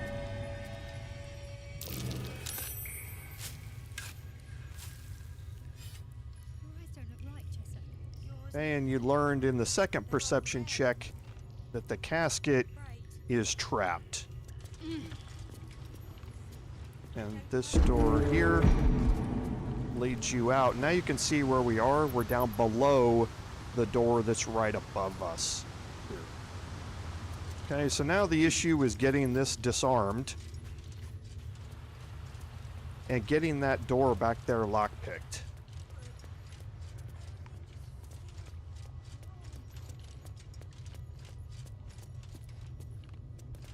So we're going to again bring Shadowheart and fly her back up here.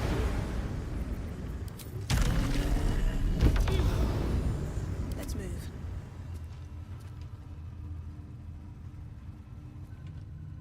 Never wanted the easy path.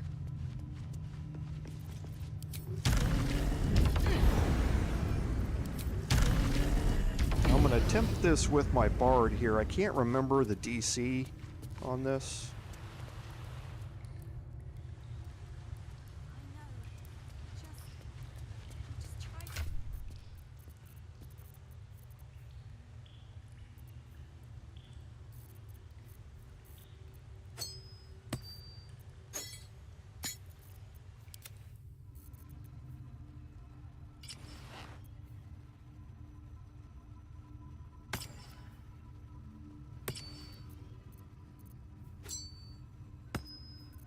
Still alive, so that's progress.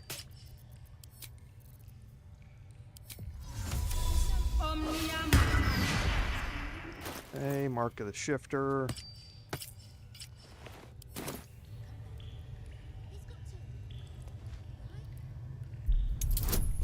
Okay, so DC 15.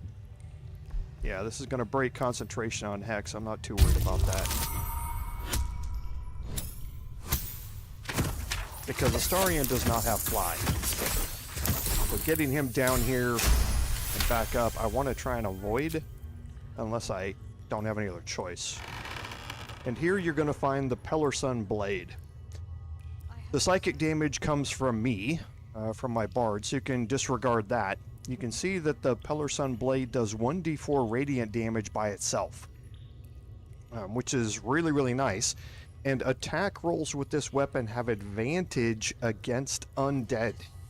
Now, it is a finesse weapon as well, so I'm going to give that to Astarion. So right now he's using the Duelist Prerogative, which is a better weapon in most respects. It lowers our crit chance. It's a +3 weapon as opposed to +1, and it does add Withering Cut. However, that's all necrotic damage. Most of the enemies, including Cazador, are going to be immune to necrotic damage up here when you get into this fight, and they're going to be vulnerable to radiant damage. So swapping out Duelist Prerogative for Pellerson Blade is going to give him advantage because Cazador is hard to hit. He's got a high armor class, and other things that he has with him and other buffs he's getting are raising that armor class even more. So this is going to make it easier for me to hit him, as well as causing radiant damage, which he's vulnerable to. Now, I am going to get a significant drop in overall damage because of the bonus action here that's available to me and that sort of stuff. And anything that's not immune to necrotic damage, it's obviously going to do a lot more. But the Pellerson Blade is going to help me take down Cazador, which is who I'm going to be trying to focus on as much as possible during the fight. So you want to come down here and pick it up, because it's a very, very useful item to have. What to do? These boots have seen everything.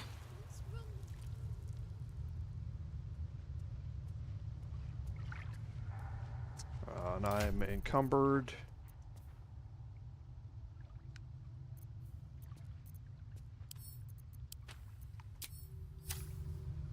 Okay, so now we'll make our way back here to the door. Oh, there's a heavy chest here with malice, which is really nice.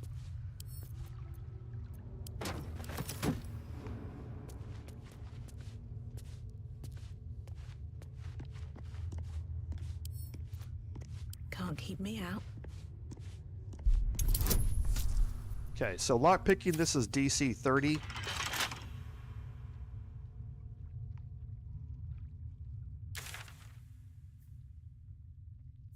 Okay, so you don't have to go out. I was looking to see what this was. So I'm not going to try and lockpick this because I don't want to fail it.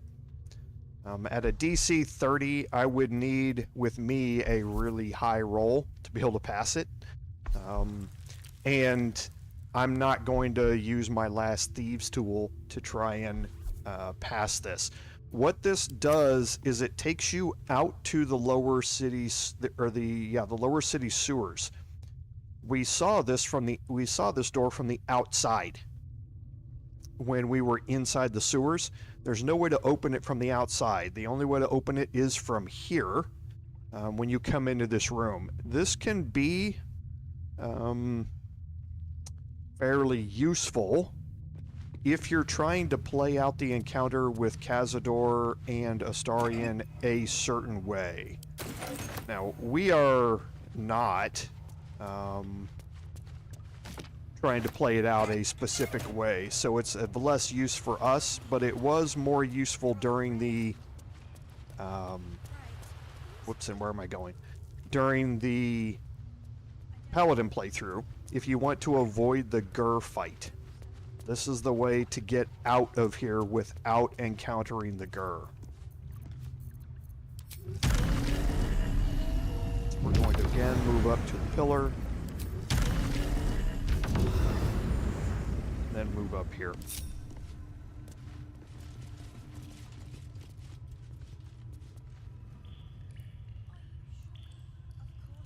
Okay, now the last place left for us to go is here through the crypt gate.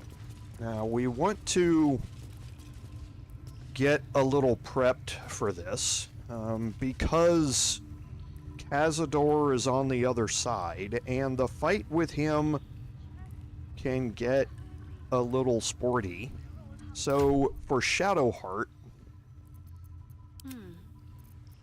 we want to make sure that she has prepped freedom of movement.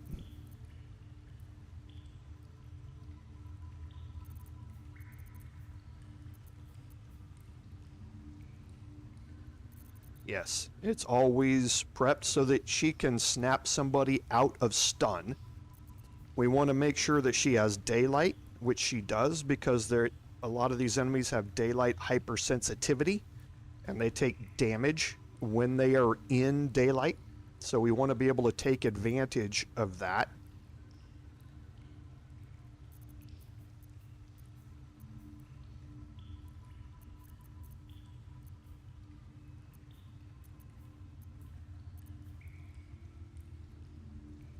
Okay, I think I'm probably going to summon a planar ally for this with my level 6 spell, because Blade Barrier is not going to be of a whole lot of use down here.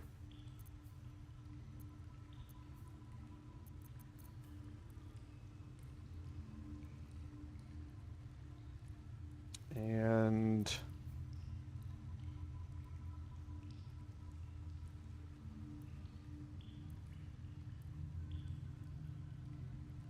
protection from good and evil.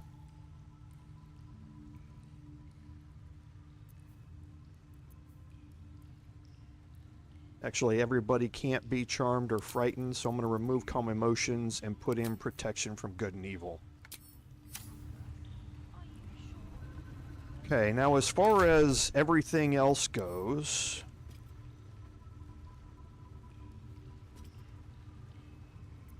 we have a bunch of elixirs of necrotic resistance, and the only elixir that's currently in use is the elixir of Cloud Giant Strength, so everybody else is going to get elixir of necrotic resistance.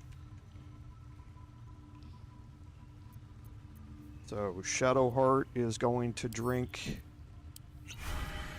Astarion is going to drink. And my bard. No, never mind.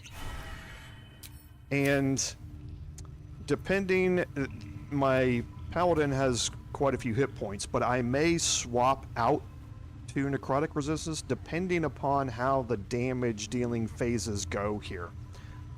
Now there's something that's important about what's going to happen here, and I'll explain it a little bit more once we get in here. Just like the door to the ballroom upstairs, this door features no keyhole, but does have an indentation for a signet ring.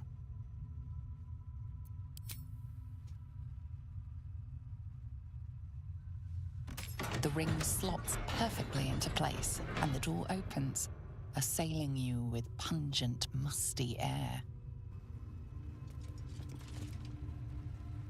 Okay, so inside this room, we're going to have some conversations. I hope so. Approaching the cells, you're met with hollow-eyed faces. There's an almost physical stink of decay and neglect. Ugh, disgusting. Cazador never fed on wretches like this. How did they get here? What is Cazador doing with them? I should have guessed there was more to it than Raphael would ever have told. You. I know you. You're the one from the tavern. You smiled and joked and got me drunk. No. You're dead. You called me so many sweet things. My name sounded like a lyric on your tongue. Sebastian. You remember me. You were handsome. Shy.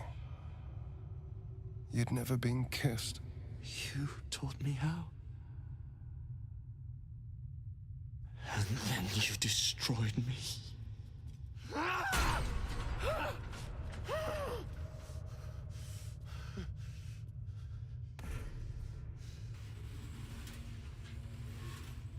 It can't be.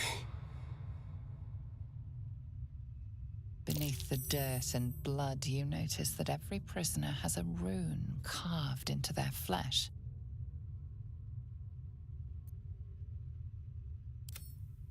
Then they're bound to the Black Mass too. Bound through the scars.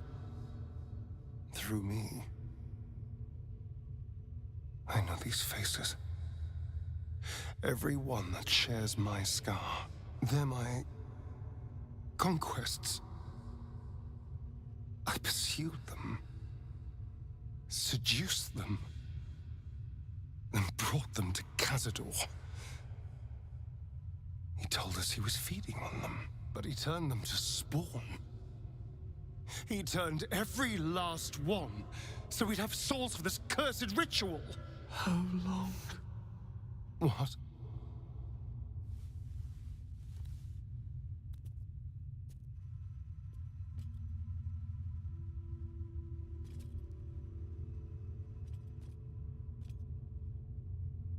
How long have I been down here?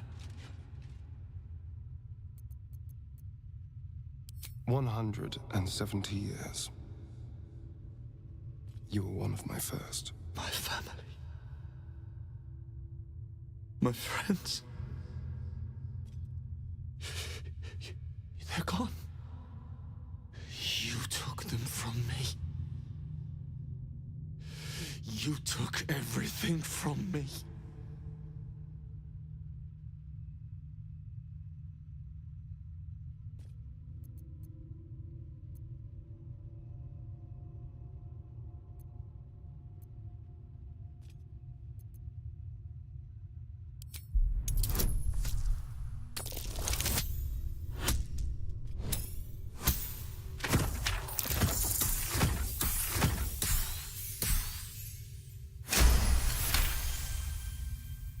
Help. Help. There's no helping us while that monster lives. That's why we're here. To destroy Cazador. You can't. It's not possible.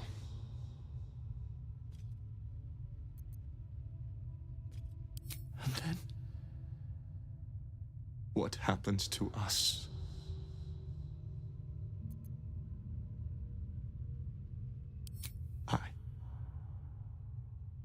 I don't know. Trust me when I say I know the feeling, but you can resist the urge. Whatever you do, just do it quickly. I can't go on waiting. We'll be back. You have my word. Okay, and now let's talk to Astarion again real quick. Gods above. He kept Sebastian. I should have known what Cazador was capable of. He's played us for such fools. And not just 7 spawn to placate the devil. 7 spawn and 7,000 souls bound to them in blood.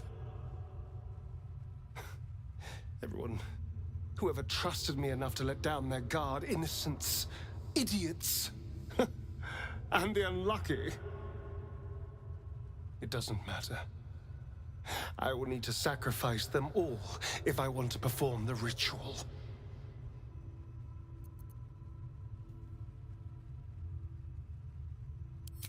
What's the point? They're as good as dead.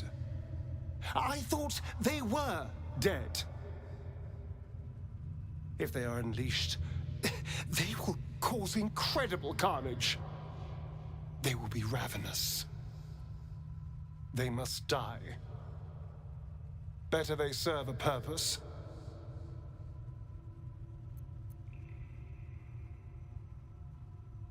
They're in a state far beyond anything that ever happened to me. Decades of hatred will have piled up inside of them.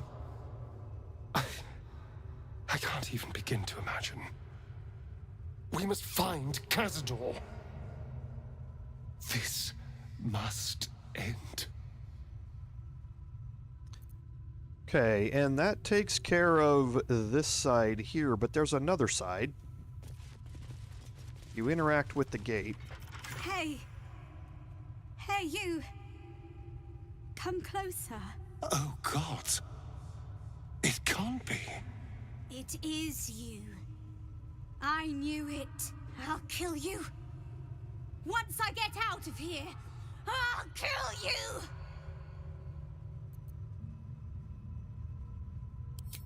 Camp. Monster hunters. The Gur camp. Oh, gods! My parents' camp! Chessa, focus! Resist the beast inside you. You promised! It's your fault! You did this to us! Didn't he tell you? He's the one that kidnapped us! He's the reason we're spawns! I'll kill you! Yes. Now that you, mention it, I may have done that. Don't look at me like that. Cazador's orders. Quite the deviation from my usual routine, of course. Capture, not lure. I didn't bring them in with sweet rolls or anything. I really forgot about them. Felt nothing the moment I handed them over to him. Oh.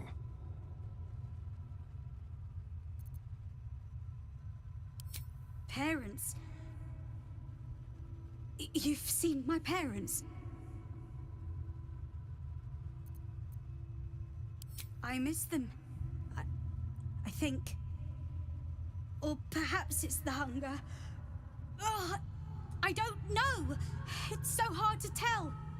You should go. Leave us here. We shouldn't be out there. We'd hurt our families. Behind the exhaustion, starvation, and fear, recognition stirs in her eyes, and with it, hope. You really mean it? Cazador's got this stuff. It controls the doors. If you get it, you can set everyone free. If you get it, somehow.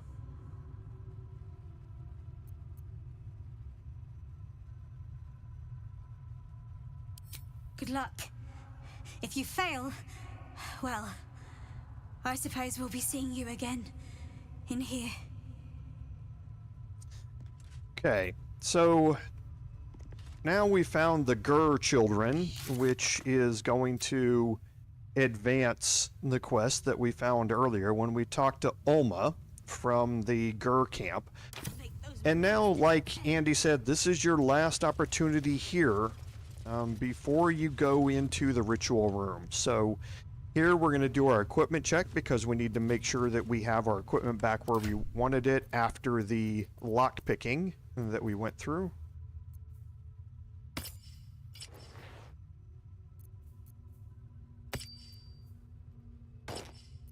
Okay, and everything else I believe should be the same. Yes, it is.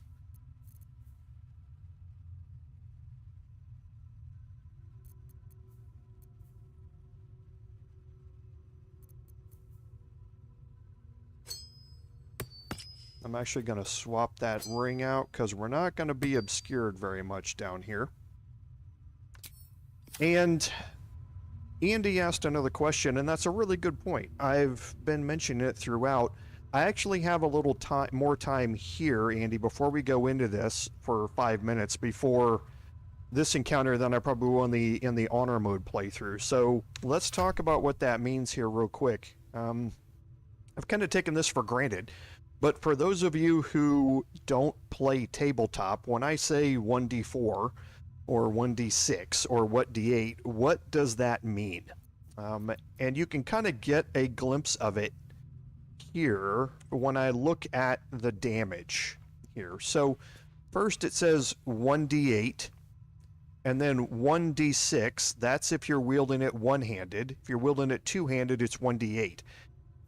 That means that you roll an 8-sided die to determine your damage. And that is the little icon back here. There are what are called Pythagorean solids, which are various solids that all have the same shaped faces all the way around it. So a cube being the one that everyone knows about, that's got 6 sides, but there's 8 sides. There's 1d4, that's a 4-sided. That's actually a pyramid looking shape. The 1d8 is 2 pyramids stuck end to end. Then you have, I don't think I probably have any 1d10 weapons. I don't, but you can see more of the pictures. Oh yeah, there's 1d10 right there for Falar Aloof. There's a 10-sided die that looks like that. I definitely don't think I have any 1d12. Those are reserved for great axes, I believe, in this game. But there's a 12-sided die, and then there's a 20-sided die. The 20-sided die is your icosahedron, and that's what you roll for your to hit when you determine. So that's 1d20. So when I say 1d4, 1d8, 1d6, 1d10, 1d12, and 1d20, I'm referring to rolling one 20-sided die one time. That's what 1d20 means. 1d4 means you're rolling a 4-sided die one time. If you say 2d4, that means you're rolling a 4-sided die 2 times and adding the result together most of the time. In the case of advantage, you roll a 20-sided die twice and you take the highest result. That's why you see the 20-sided die rolling twice on the screen. And that's what those things mean. In general, the higher the sided die, the higher damage or higher checks you can make and that sort of stuff. So seeing bigger numbers as far after the D indicates you're going to be able to do potentially more damage on the upper end than things that have a 1d4 or a 1d6 or something like that. So just kind of a quick explanation, because I realize I've been taking that for granted, and Andy makes a really good point there.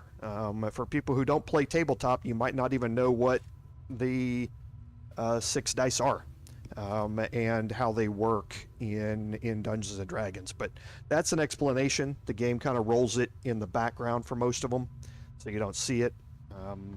So that kind of gives you a better primer of what's happening here. So now we're going to head in here through the gate here, and this is into the ritual room. Okay, now we don't want to go in here with everybody together if we can avoid it. We want somebody who has fly to be separate from the other people, and there's a reason for that hopefully we can take advantage of. Sometimes we won't be able to take advantage of it. It just won't do anything to help us, but we want to try anyway. So what we're going to do is we're going to break our group, and I'm going to put Astarion and my bard together, and Shadowheart and Kurz, so it doesn't matter if they're separate or not. They're all red and... Okay, Kurz. Interesting. I'm ready. And Shadowheart, I'm No going time to to rest. put into hiding, Taking my and time I in the can shadows. move them up a What's little next, I bit. wonder? Still breathing, despite everything. For me, you want to have somebody who has alert, other than Astarion. Astarion is going to be removed from this fight when you start this fight off. So the other person in your group, you want to have a high initiative roll Because you're going to be stuck down there by yourself when the combat starts.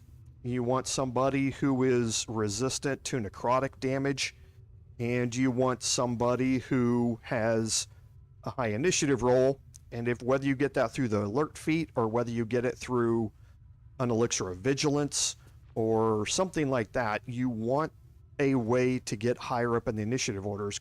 You don't want to be at the end and have everybody on the platform all focusing their attacks on you. You want to roll high up so that you minimize the amount of damage you take before you can bring the rest of your group into the fight. So the other thing that I want to do is, just in case I roll poorly, I hate doing this though, but I need to do it. I'm going to switch the Ring of Free Action over to my Bard. I don't want to be paralyzed during this fight. And if you roll badly on initiative and you end up down near the end and you get paralyzed, it's game over. You're just going to end up getting killed. And then the ritual is going to continue because there's no one in the fight. And then things go badly, like we saw during the Paladin playthrough. So I'm going to make sure that my Bard is not able to be paralyzed here during this. I would prefer that be on my Paladin. But I think we're okay with doing this. I could cast Freedom of Movement on him from Shadowheart, but I don't want to waste the spell slot.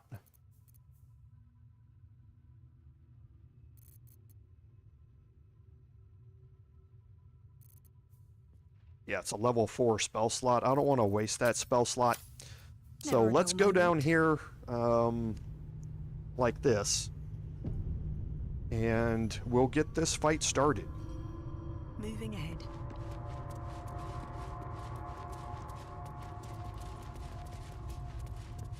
Okay, now here on the platform, just to orient yourself a little bit, we have these Fallen Gur Hunters, which are basically ghasts. And again, dealing with them and being paralyzed by attacks is not a great thing. The bats are what they are. The predator werewolves are, again, really able to dish out damage with their multi-attack if you get knocked prone or your hit points drop to 60% or less. So try and keep your hit points up during all of this. They are immune to non-magical damage, so you need to have magical weapons to be able to damage them. That's anything that's got a plus modifier. So +1, +2, or +3 makes it a magical weapon. By this time, you're only going to be fighting with magical weapons, so it's not really that big a deal, but they are immune to non-magical weapons, so you want to be aware of that. Finally, Chatterteeth and Cazador. Chatterteeth is... You need to focus Chatterteeth as well as Cazador. He throws out the Blight spell and hits really, really hard with it. So he's vulnerable to bludgeoning damage, which I don't have a whole lot of. And again, immune to poison, but he's not immune to necrotic damage. So you can use your whole repertoire of spells on him. But you definitely want to isolate him or find a way to deal with him as quickly as you can. And finally is Cazador. And for Cazador, you need to look around the outside, because you see various of the other spawns here, and there are 4 of them. And looking at Cazador, he's resistant to necrotic damage. He's resistant to non-magical forms of damage. He's got the alert feat, which means it's really high to roll in front of him, and he can't be surprised during this. So coming down here with shovel or something like that isn't going to work, because he can't be surprised. He's going to roll initiative in front of shovel, and then he's going to kill shovel on his first turn. So it's not going to work that way. You have to fight him straight up. He has some other things here. The staff he's carrying gives him a +1 to spell save, DC, and attack rolls. And when we fail a saving throw against those spells, he regains 1d4 hit points. He can do extra attack. He doesn't really utilize that very much. He relies on his spells and his vampirism. And he has vampire regeneration. So he regains 20 hit points at the start of its turn if it isn't in sunlight, or has taken radiant damage or damage from holy water, in which case this trait doesn't function until the start of its next turn.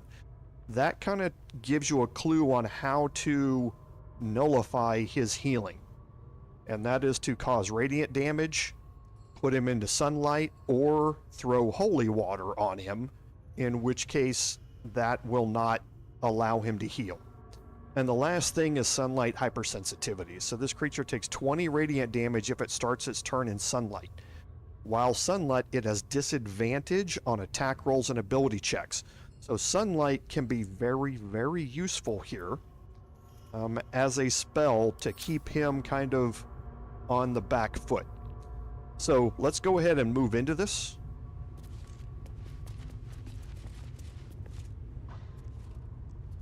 Who stands before us?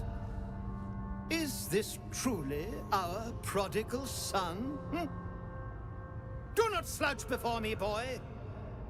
Have you no respect for yourself? Look at you, crawling back after abandoning your family. You should be begging our forgiveness.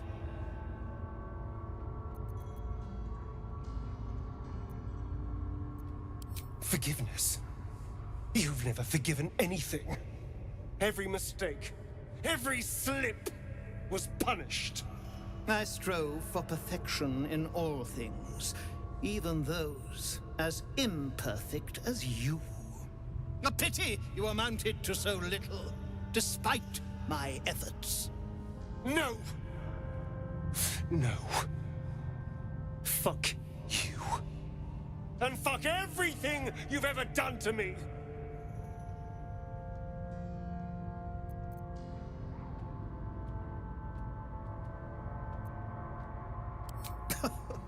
The cattle know about things of which they know nothing.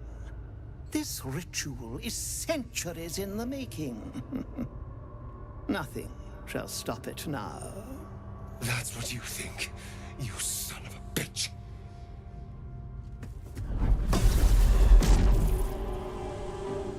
You truly forgot my power. You truly thought our bond as creator and creation was all that stopped you from killing me? Oh, you are weak, my child. You are a small, pathetic little boy who never amounted to anything.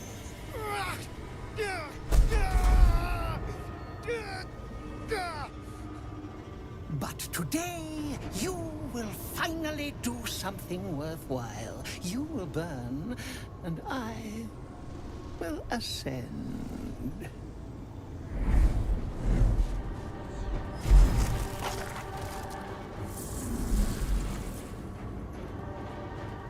No! Stop him! Get me out of this! Witness the birth of the Vampire Ascendant! Ecce Dominus! Okay, so I rolled first, which is actually really, really good. I wasn't expecting to roll first,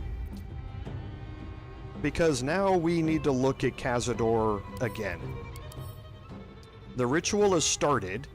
There are 7 ritual sources out there. Okay, that's all of the ritual sources that are here on the floor, plus Astarion.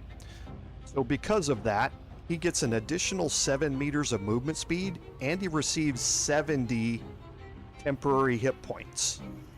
Your attacks and spells deal an additional 7 to 70 necrotic damage after draining a vampire spawn's life force. Then you have some specific things from 3 of them out there. So from Yusin, he regains 2d8 hit points every turn. From Astarion, he has an additional bonus action.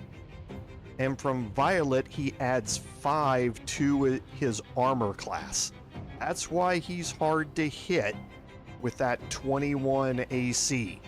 So that's something to overcome. However you can do that, whether it be through dazing the target and things like that, whatever, knocking it prone, whatever you need to do to try and reduce that armor class to make him easier to hit. And now we can also kind of look at the detection cones here, because you can see we have some areas of the platform that are not covered by red, and we want to take advantage of that.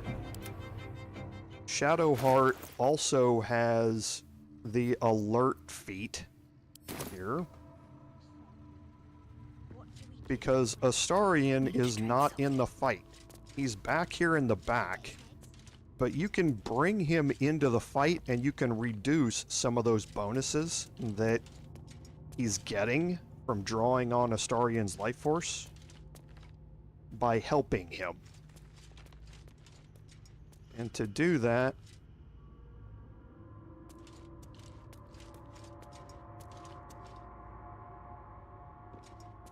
we're going to first move Shadowheart over here and fly her up here to this corner.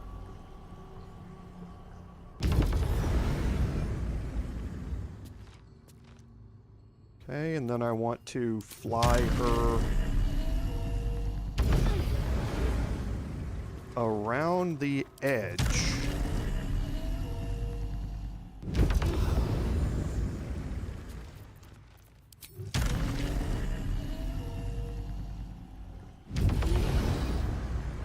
To here.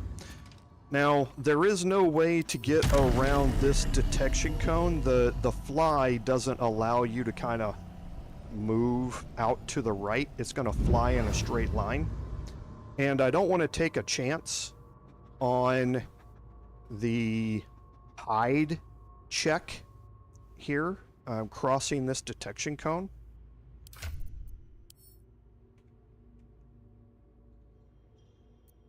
I'm going to have Shadowheart drink a potion of invisibility here. And I'm going to have her fly over here behind Astarion. And I'm going to help Astarion. Okay, now that does 2 things. One, it brings Astarion back into the fight, which we desperately needed. 2, Astarion rolled really well on initiative, so he can now get into the fight before Cazador has a turn here.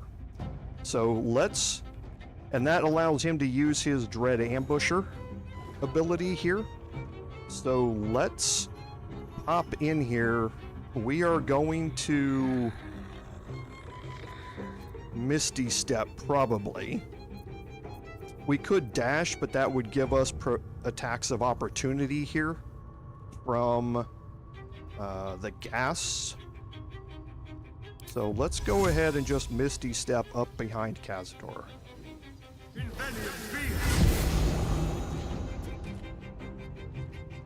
Okay.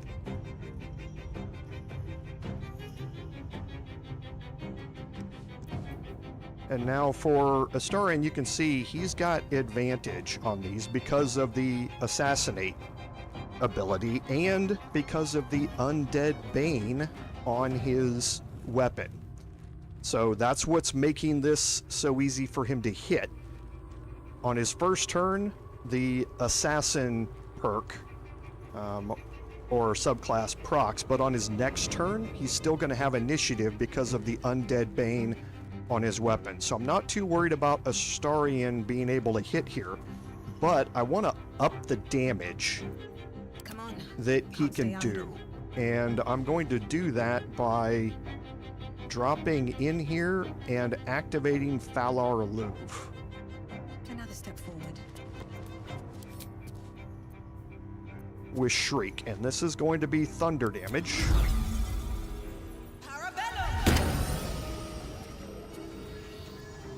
Okay, I'm also going to bring Hex in. He's resistant to it, but he's not immune to it. Any point of damage that you have here is going to be worthwhile. Time to kill. So now, Astarion, let's get his attacks in. I'm going to start with Dread Ambusher.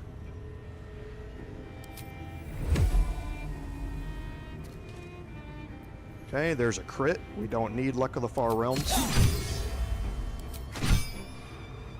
Okay, and you can see the damage riders that we're getting from Falar Louvre. So that got rid of almost all of his temporary hit points. And now still an 88% chance to hit. That's another crit.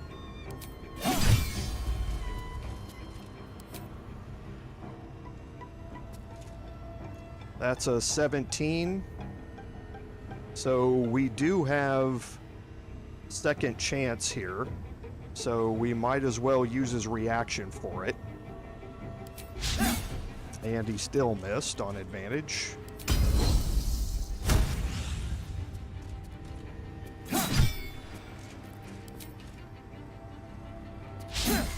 Wow, I can't believe he missed 2 of those.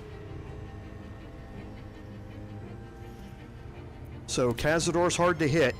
There is no doubt about it.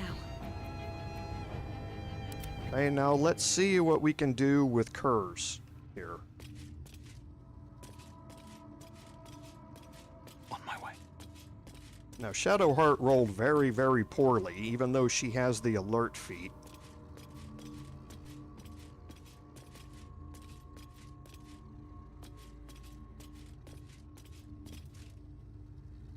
Okay. So from here, remember, we have a few things that are available to us that are really, really nice. And from Selûne's Spear of the Night, we can cast Moonbeam. So remember that if all else fails, we can do that. However, as a Paladin, we want to get in there and start dropping Divine Smites, which are radiant damage. So for that, I obviously can't cross any of that.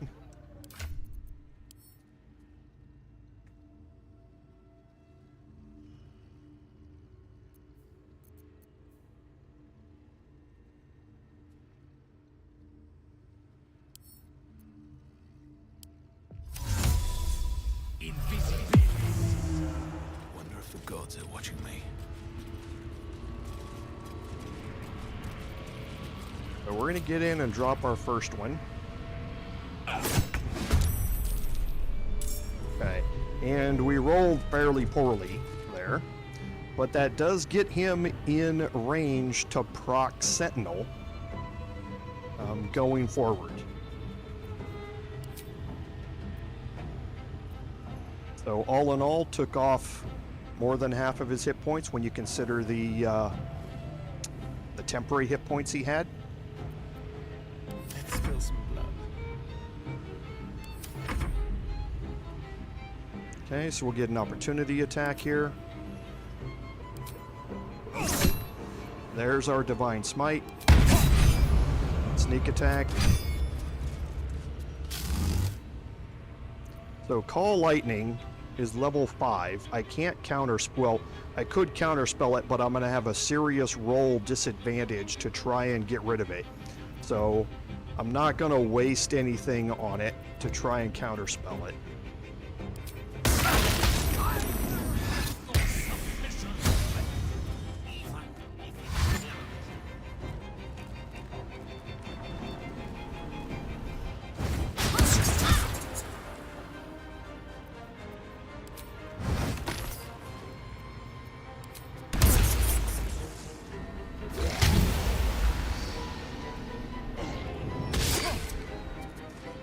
I'm hoping they go after my bard. Okay, I didn't need that. So now, Shadowheart. And Shadowheart has really one goal here. The first is that Cazador is in his mist form. Okay? He's immune to all non-magical damage. This status is removed by sunlight. Okay? So that's important to know about his mist form. Two things is that it's non-magical attacks that he's immune to, but he's not immune to magical attacks. And what we're going to do here is drop Shadowheart in here.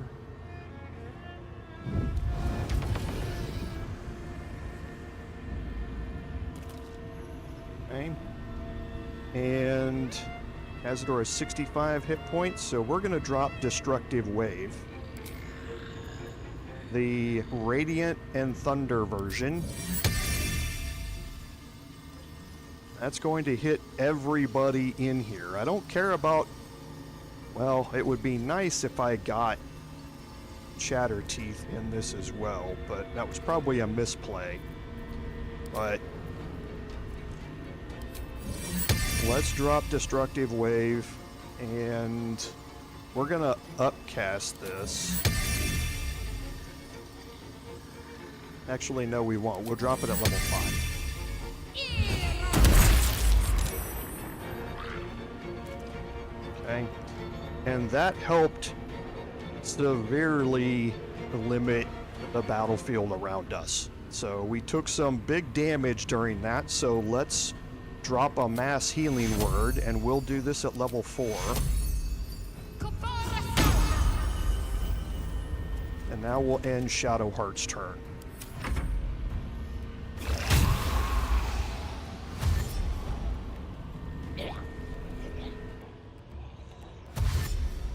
I like all the dashes. That means they can't attack.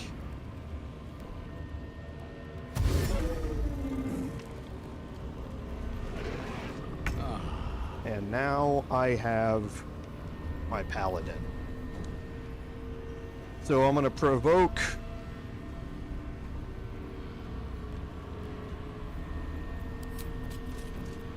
an attack of opportunity, but to attack him I have... Actually, I won't provoke it. He's only got 16 hit points left. So let's go ahead and remove him from the battlefield if we can here. Perfect. That's exactly what you wanted to see.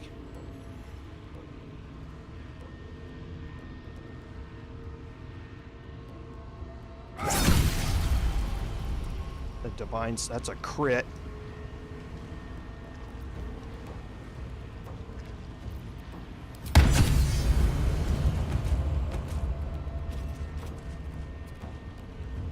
These boots have seen everything.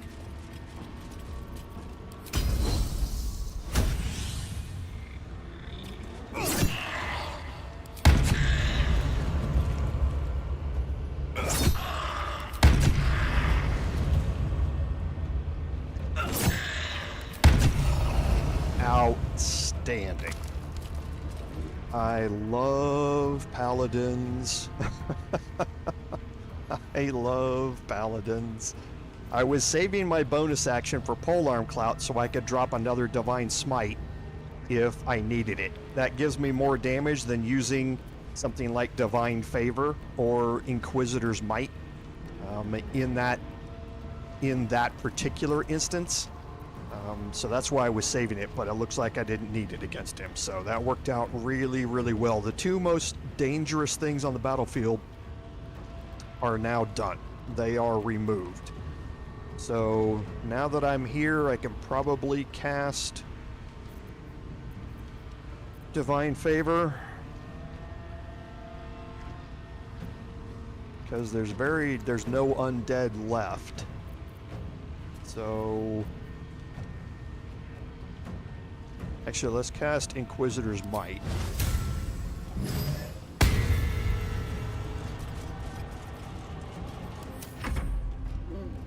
Dash.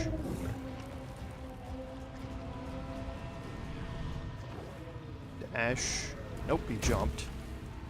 So here's Polearm Master.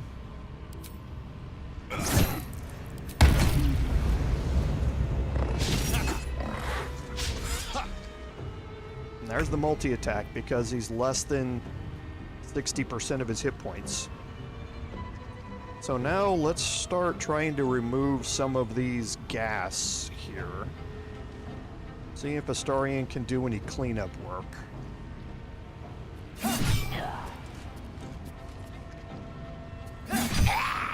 Perfect.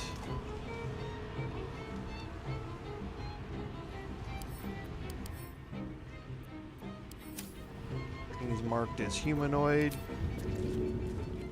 So we'll get some HP back. Well, so much for peace. And now me. So I want to get up here.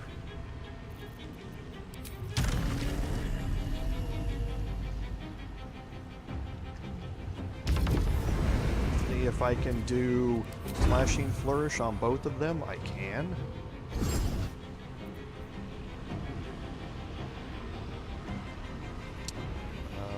Fallen Gur Hunter is him. I don't need it. The Predator Werewolf, I will proc it. And I shouldn't need a Paralyzing Critical on him. 16 and 7. Let's do it again. Outstanding. And last, let's drop a defensive flourish. What do I have to lose?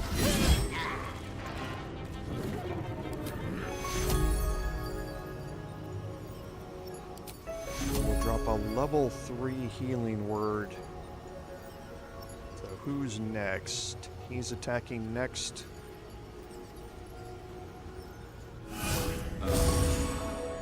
On curves. Ready. Okay, now there is something about them.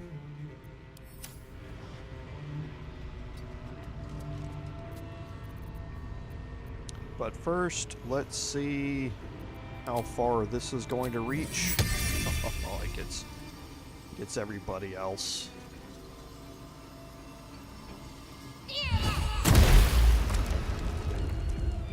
And again, proccing Radiating Orb, 10 stacks. Proccing Prone on all of them. That spell is just so damaging with the Shadowheart build that we have. And we'll drop another healing word. Again at level 4.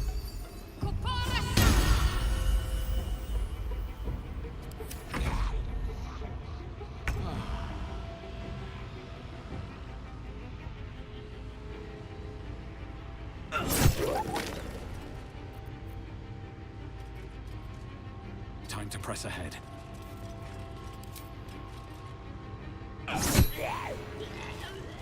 Okay. That was actually a lot easier than I thought. Have a lot on my mind. And, well, in it. And now we need Astarion to interact with the sarcophagus.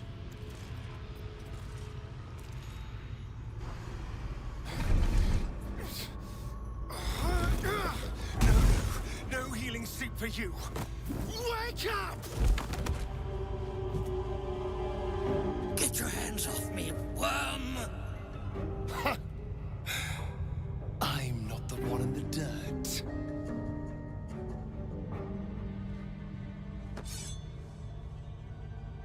One last thrust. and I'll be free of you. I'll never have to fear you again. But if I finish the ritual you started, I'll never have to fear anyone. Ever. You think me a fool? That I would allow anyone to usurp me, speak the words, and ascend in my place? The runes I carved into your flesh bind you and all 7,000 souls to the ritual. Complete it, and those bearing the scars will be sacrificed, you included. You are simply a means to an end. I made you to be consumed. I am so much more than what you made me. I can do this, but I need your help.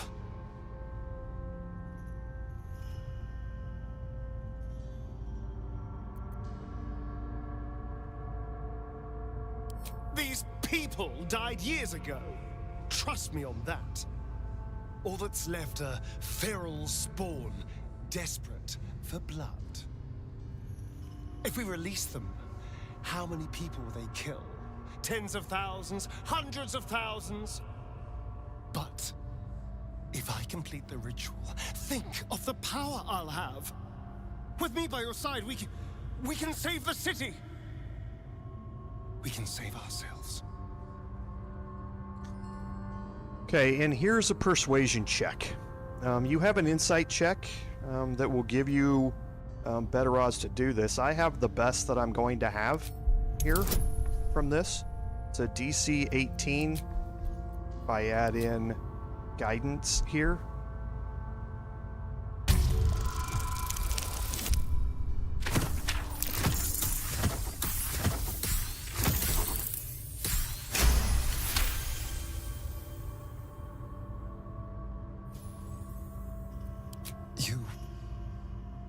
You're right. I can be better than them. But I'm not above enjoying this.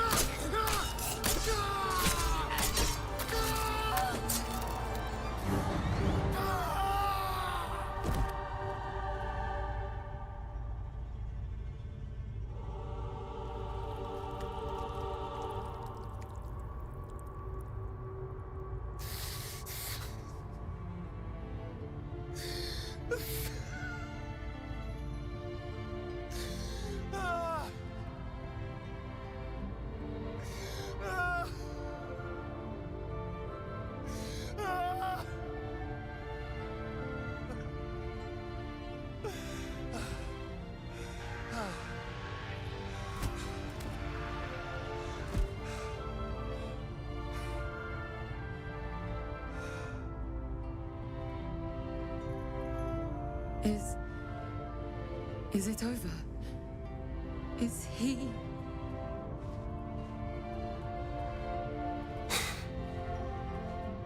Yes. He's gone. What does that mean for us?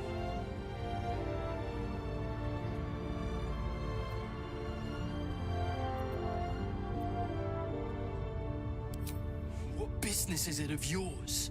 It will become everyone's business if you try to feast on half the city. This is just a friendly warning. Your choices are simple, really. You can hide here, living in the shadows like parasites. Or you could be more than what he made us to be. You can choose differently, of course. But the consequences are on your head. And what does it mean for them? Now, that's a better question. 7,000 spawn, from ancient conquests to stolen children. Cazador's staff controlled everything during the ritual. If it controls the cells too, you could decide their fate.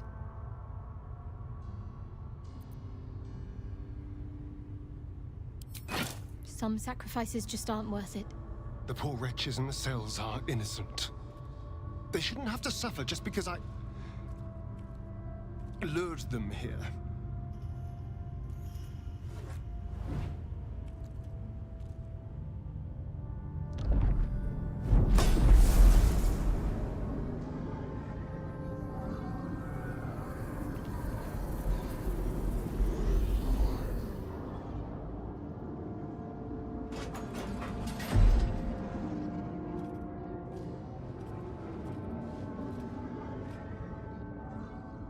They'll need someone to lead them.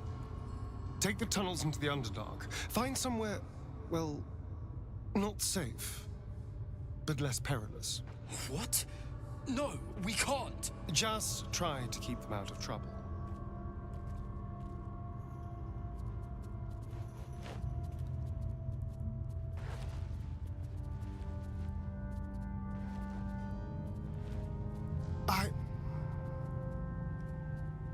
I think we're done here.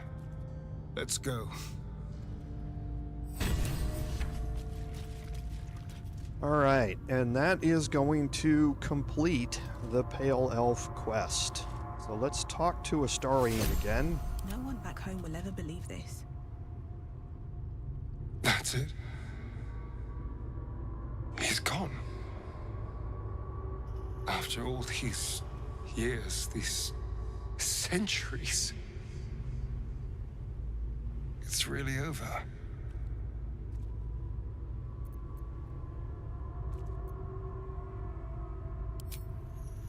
I'm glad you think so, because I'm not so sure. I just feel numb. What I've lost. What I've gained. It's all so much. And God, all those spawn. Free in the Underdark. I need some time, I think. Just to let it all sink in. Let's just go. This place reeks of death, and I want to feel alive again. Okay, now you saw before we went into that conversation that we received woe. Now, woe is actually a critical part of this story. If you choose to go through with the ritual, you keep woe. Well, I take that back. If you choose to go through with the ritual, all of the spawn die, and there's no need for woe to open the cell doors because they're all dead. So you get woe as a reward. If you kill Cazador and you choose to kill the spawn as well, then Astarion breaks woe over his knee, and the spawn die because of it. And in that case, you don't get woe at all as a reward. If you do what we did and you kill Cazador and you free the spawn, then you receive woe as a reward. Now, woe is a really good spellcasting staff. It has arcane enchantment, so it gets a +1 bonus to spell save DC and spell attack rolls, which is really nice to help with, things like Eldritch Blast and that sort of stuff. It has arcane vampirism, so when the creatures affected by your spells fail any associated saving throws, you regain 1d4 hit points. Now, where this really comes into play is when you throw down something like Hunger of Hadar, where you have a saving throw, a dexterity saving throw, to avoid some of the damage inside of it. If you throw this down on top of multiple enemies and they all fail their saving throws, then you can regain a lot of hit points very quickly because of it. So, and that they get a save when you cast it. So when you cast it on multiple people, you can gain multiple hit points from every one of them that fails their save, and then they get it on the start of their next turn as well. So Hunger of Hadar is one of those very useful spells to be able to utilize this with, but any AoE damaging spell where they have a saving throw to make against it can help you regain a lot of hit points. It's a +2 weapon, but you're not normally going to go around meleeing people with it. The last thing it does is it allows you to cast Blight as a level 4 spell. Now remember, I talked about Blight previously. At level 4, it's 8d8 necrotic, so it hits really hard. This is a once per long rest thing. But the other thing about Blight is that plants take maximum damage from this spell and have disadvantage on the saving throw against it. Now, we don't have many plant-based enemies left in the game, but in Act 2, Blight is very, very useful against the Shambling Mound and the Needle Blights and things like that. So you won't have this spell or this staff by then, but you might have access to Blight by then. So again, Woe is very, very useful as a reward, and you only get it if you either complete the ritual or you save the spawn. Okay, so now last we're going to take I can keep going our last short rest here. You can go looking around at the bodies down here, but there isn't anything to pick out of it. And here in the sarcophagus, you have the high security vault number 3 key. So this is one of the highest security keys and the biggest rewards that you get. So again, something else you don't want to leave here without getting. And last, you can search Cazador. You have the family ring, but you also have Rhapsody. Rhapsody is really good. So first, it's a dagger, so it's a light and finesse weapon that you can dual wield. Second, you gain a +1 bonus to attack rolls, to damage, and spell save DC for every foe you slay up to a maximum of 3. So gaining a +3 to attack rolls, damage, and spell save DC is really nice. And again, you don't have to kill people with Rhapsody for that to trigger. So for instance, Will being able to dual wield this as a light finesse weapon and being able to gain a +1 bonus to attack rolls and damage, and then a possibility of +3 to attack rolls and damage and +3 to spell save DC, so he could throw out a hold monster or something like that periodically, makes Rhapsody really, really good for your spellcaster classes. It also has sweet bloodletting, possibly inflict bleeding when hitting a creature with this weapon while hiding or invisible. Now this is more for your rogue base builds, and bleeding isn't all that great a thing by itself. However, it is 2 slashing damage per turn, and you have disadvantage on Constitution saving throws, so they're going to be less likely to avoid things like poison and stuff like that.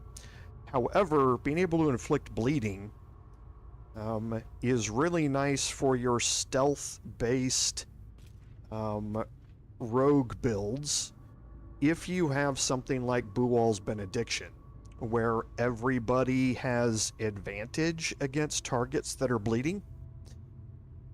So now you can proc bleeding against a single target, and everybody who has Buwal's Benediction has advantage against that target. So it can be quite useful because there aren't a whole lot of weapons that just with every strike inflict bleeding. A lot of weapons do have an ability. Don't touch me. And I don't think I have any of them on. For instance, with Lacerate, and I don't have any great swords or anything. Yeah, here's Lacerate. So Lacerate makes a target bleed for 2 turns. However, this is a once per short rest thing. And that's how the weapon actions for Lacerate work. Here, with this, with Rhapsody, you can do it on every turn where you are hiding or invisible. What makes that great is if you're pairing that with the Shadeslayer Cloak, where when you kill somebody, you go invisible. Now you kill somebody, you gain a +1 to attack rolls, damage, and spell save DC. And now on your next turn, you can inflict bleeding, possibly because you're attacking from invisibility. So that's where this really comes into play, is for those type of builds. However, the Scarlet Remittance is more than enough to use it on your spellcaster-based party members. Okay, so now I'm going to swap Dueler's Prerogative back out onto Astarion. I don't need the Pellar Sun Blade anymore. Let's move. And like I say, you can search the rest of these, but you're not going to find anything. They're all empty, and there's if not over, nothing else out here. Now there are other passageways that go around here, so you can actually lead everybody off of that platform. When you enter into combat, you can retreat off of that platform and start moving back here to get kind of out of the fight and bring other people in to the combat that way. So very similar to what we did with Shadowheart with the Stairway of Death. You can move back into these areas, and there's very little access except for these 2 doors. You can plug them up with AoE and just fight from here. Something good here, I hope.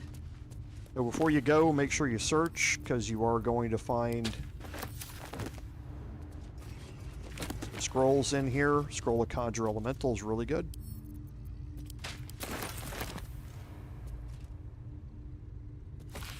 And again, all of the vampire lords before Velioth. And then to the present, Cazador, Szarr.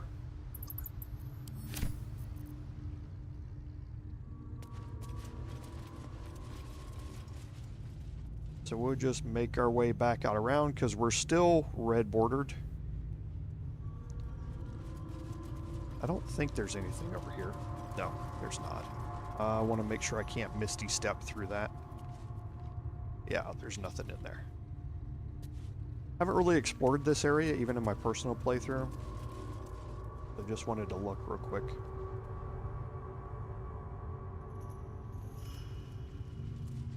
Once we get up here, we're going to have another interaction.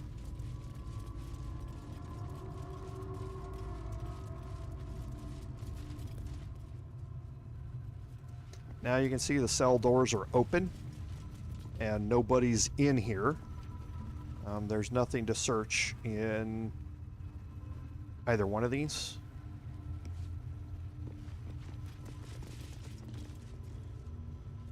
And here is Ulma.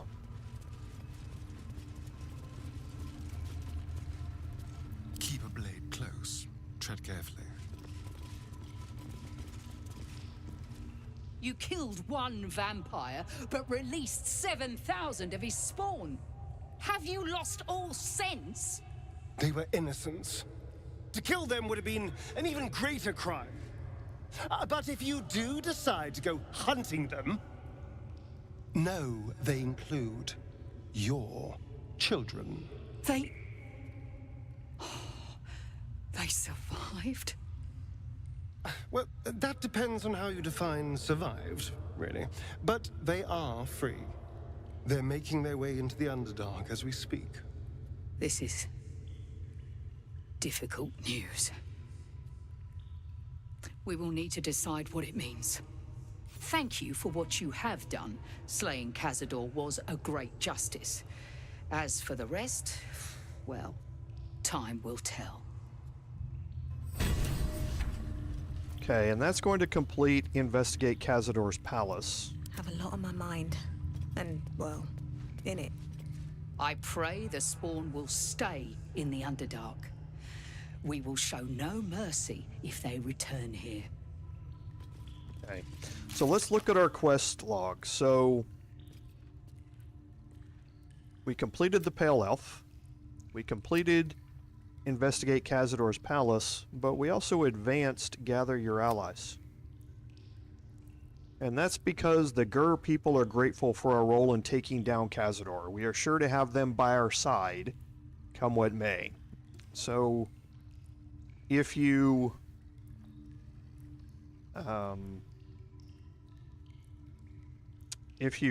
kill Cazador and complete the ritual, you gain the you gain some of Astarion's vampire spawn as allies in the final fight. Here, the Gur people are now joining us in the final battle. So now we can head out of here because we are no longer red bordered, and that's the whole purpose behind the red borders, to keep you from fast traveling out before you have a conversation here with the Gur. Okay, now Ulma does have a great axe on her back, and you do have an opportunity here.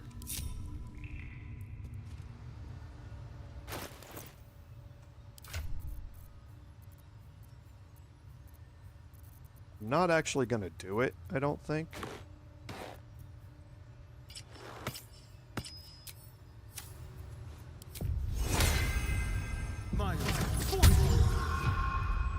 But actually, you know, I might just see what happens. Because I don't know if it's actually here or not. Because the detection cones are messed up. Okay, so she doesn't have it. She has the camp chest key, which you can use to get into her camp. But there's no need for us to steal that. I was seeing if you could pickpocket her great axe, but you can't. She has a great axe that's actually pretty nice. It gives you, again, advantage against attacks against undead. But it's at this stage of your playthrough, it's not anything that you really need. Very well. Okay. So, now we're going to do a couple of things. One, we are going to head back and take another long rest. I know, 2 long rests in one episode. That very rarely, if ever, happens. But when we're getting into these kind of fights, it's certainly good to be able to refresh your always makes my day better. Action economy. Boo is overjoyed with our victory. Another den of evil vanquished, and an old foe defeated. Well, Viconio was a friend for a short time beforehand, but then a foe once more. Yes, Boo, a most wicked witch. The very mention of her name gives him nightmares to this day. Boo and Minsk have traveled far and wide, and met many fine and not so fine people. It will surprise you to learn that even the wisest of friends do not always recognize Boo for what he is. Exactly! The Drow was a cruel witch, but a clever one. She knew what Boo was right away, and she had never seen his like before. She wished to inspect his handsome magnificence, and so she did. One night, while he lay asleep, twitching his whiskers in happy dreams, she crept upon his tiny bedroll holding a knife as slim as a toothpick. She meant to spill his miniature guts and study them. I did not get the chance. Boo never sleeps deeply while evil is near. He sprang into action and almost blinded the witch. She had fled from our camp by morning, when Boo told me the whole tale over a breakfast of berries and nuts. Okay, let's see if... I guess I'd forgotten to talk to him after Vaconia.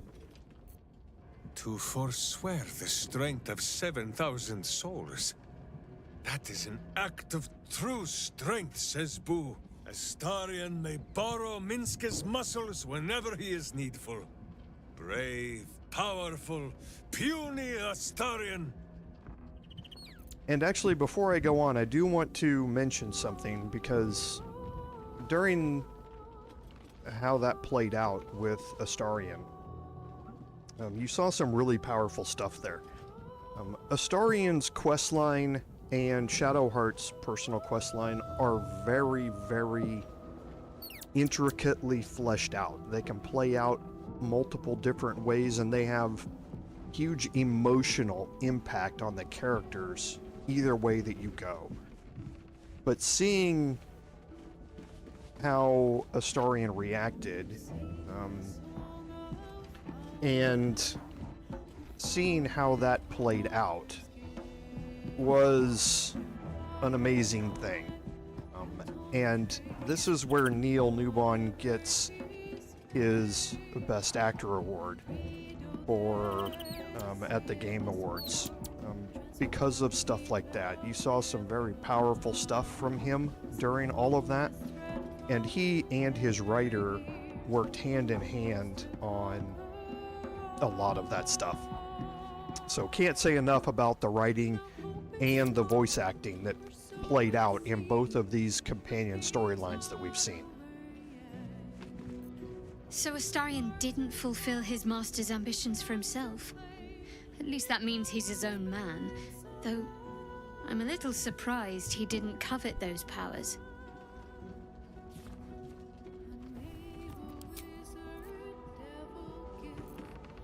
They say that the only thing a vampire can feel is hunger. Nothing else touches them. Not grief or mercy, or any sense of what is just. Who knows? There is often more ignorance than insight in what they say. If you wish, it's possible I was a little too quick to judge. A little too caught up in ceremony. It is a ritual, or it describes one at least. Practiced by druids of certain esoteric circles. A little if they be glitched learned out and here. powerful enough, the practitioner of this ritual might slow their aging, extend their life well beyond its natural reach. It is not something you need concern yourself with. I've picked up stranger things in all my travels. Trust me. Okay, so that was part of the thing about the ritual scroll we found in hers. It was kind of glitched out there. Astarion resisted the allure of Cazador's would-be powers, and I am glad of it. Whatever he would have gained would have come at a great price. Astarion showed restraint where most others wouldn't. He might not appreciate the sentiment, but I'm proud of him. And his exclamation point's gone for a little bit, but not permanently. Ready and waiting.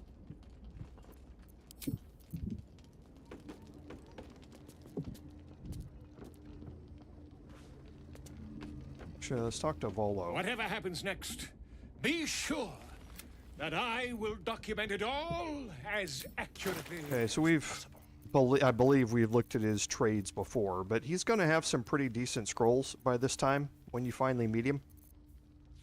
But nothing really extraordinary. But he is a very useful place of getting potions of animal speaking if you don't have that. He'd hate to hear me say this, but I'm so fucking proud of Astarion. He could have had it all, but he kept his soul instead. Wasn't sure he had it in him, but he's changed so much. Overcome so much darkness. Oh, I could smooch that pointy little face. You did a good thing back there. I won't dwell on the matter. I know that's not a sentiment you're accustomed to reveling in, but rest assured, your actions have spoken for themselves.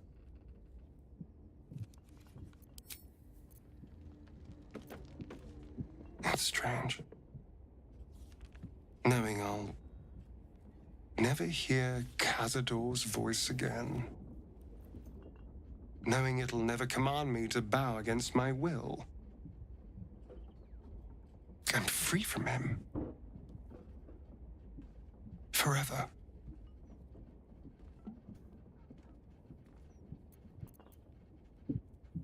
Invigorating. Terrifying. All of the above. I'm still trying to understand it, really. I came so close to losing everything back there. To losing myself. Back at the ritual, all I could see was the power on offer and the safety it promised. I was so blinded by it. Just as Cazador was. But you saw something in me. Someone else I could be. Someone who could break the cycle of power and terror that started centuries ago. You saved me back there. I may not have appreciated it at the time, but I do now. Thank you.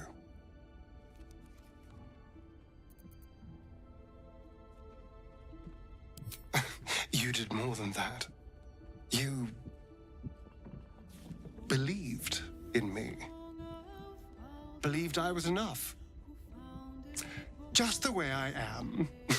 When I look at my future, anything and everything feels possible now. You saved me from myself. And let me walk a new path where I can be free. Truly, honestly, free. This is a gift, you know. Thank you. I won't forget it. Okay, so some more powerful stuff there. There's nothing new from Aelin and Isabel, however, next week we're going to be completing an interaction with those two. So let's take our long rest.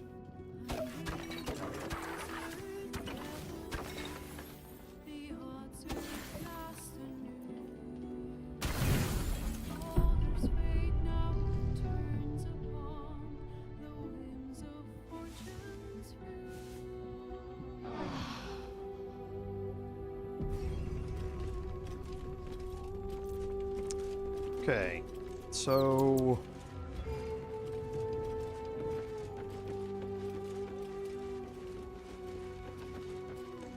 we're going to bring Will back into the party.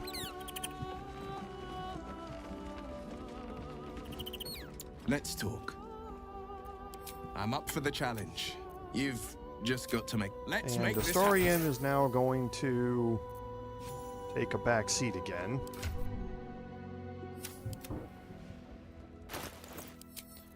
And we need to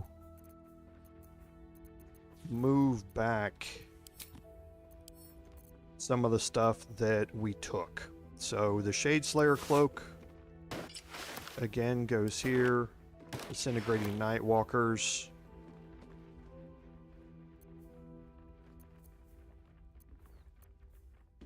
The covert cowl.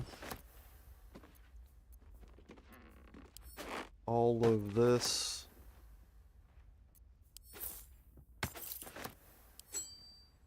Gets moved over here, and the dead shot goes back to him.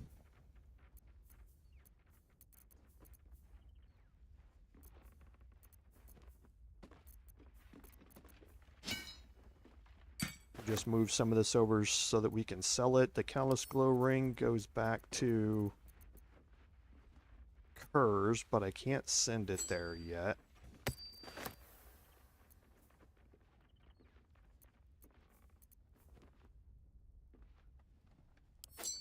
Okay, that goes there.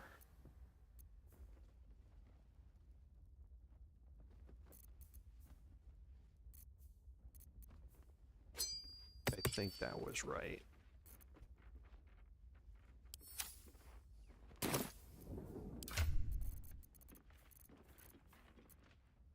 Okay. So. No one stopped me yet. Let's quickly bring What's up for discussion? Zenith in, and we'll get ready for next week, and then we will end the live stream. So. This vessel is at thy disposal. But the vessel only stares blankly. You'll need to make room in your party first.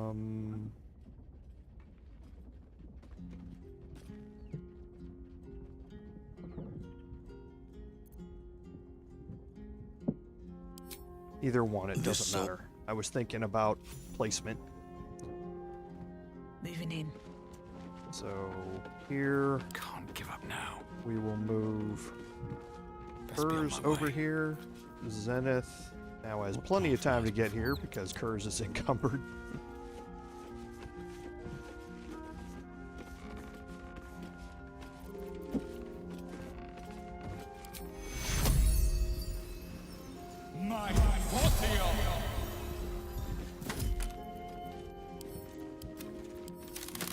At least things have stayed interesting.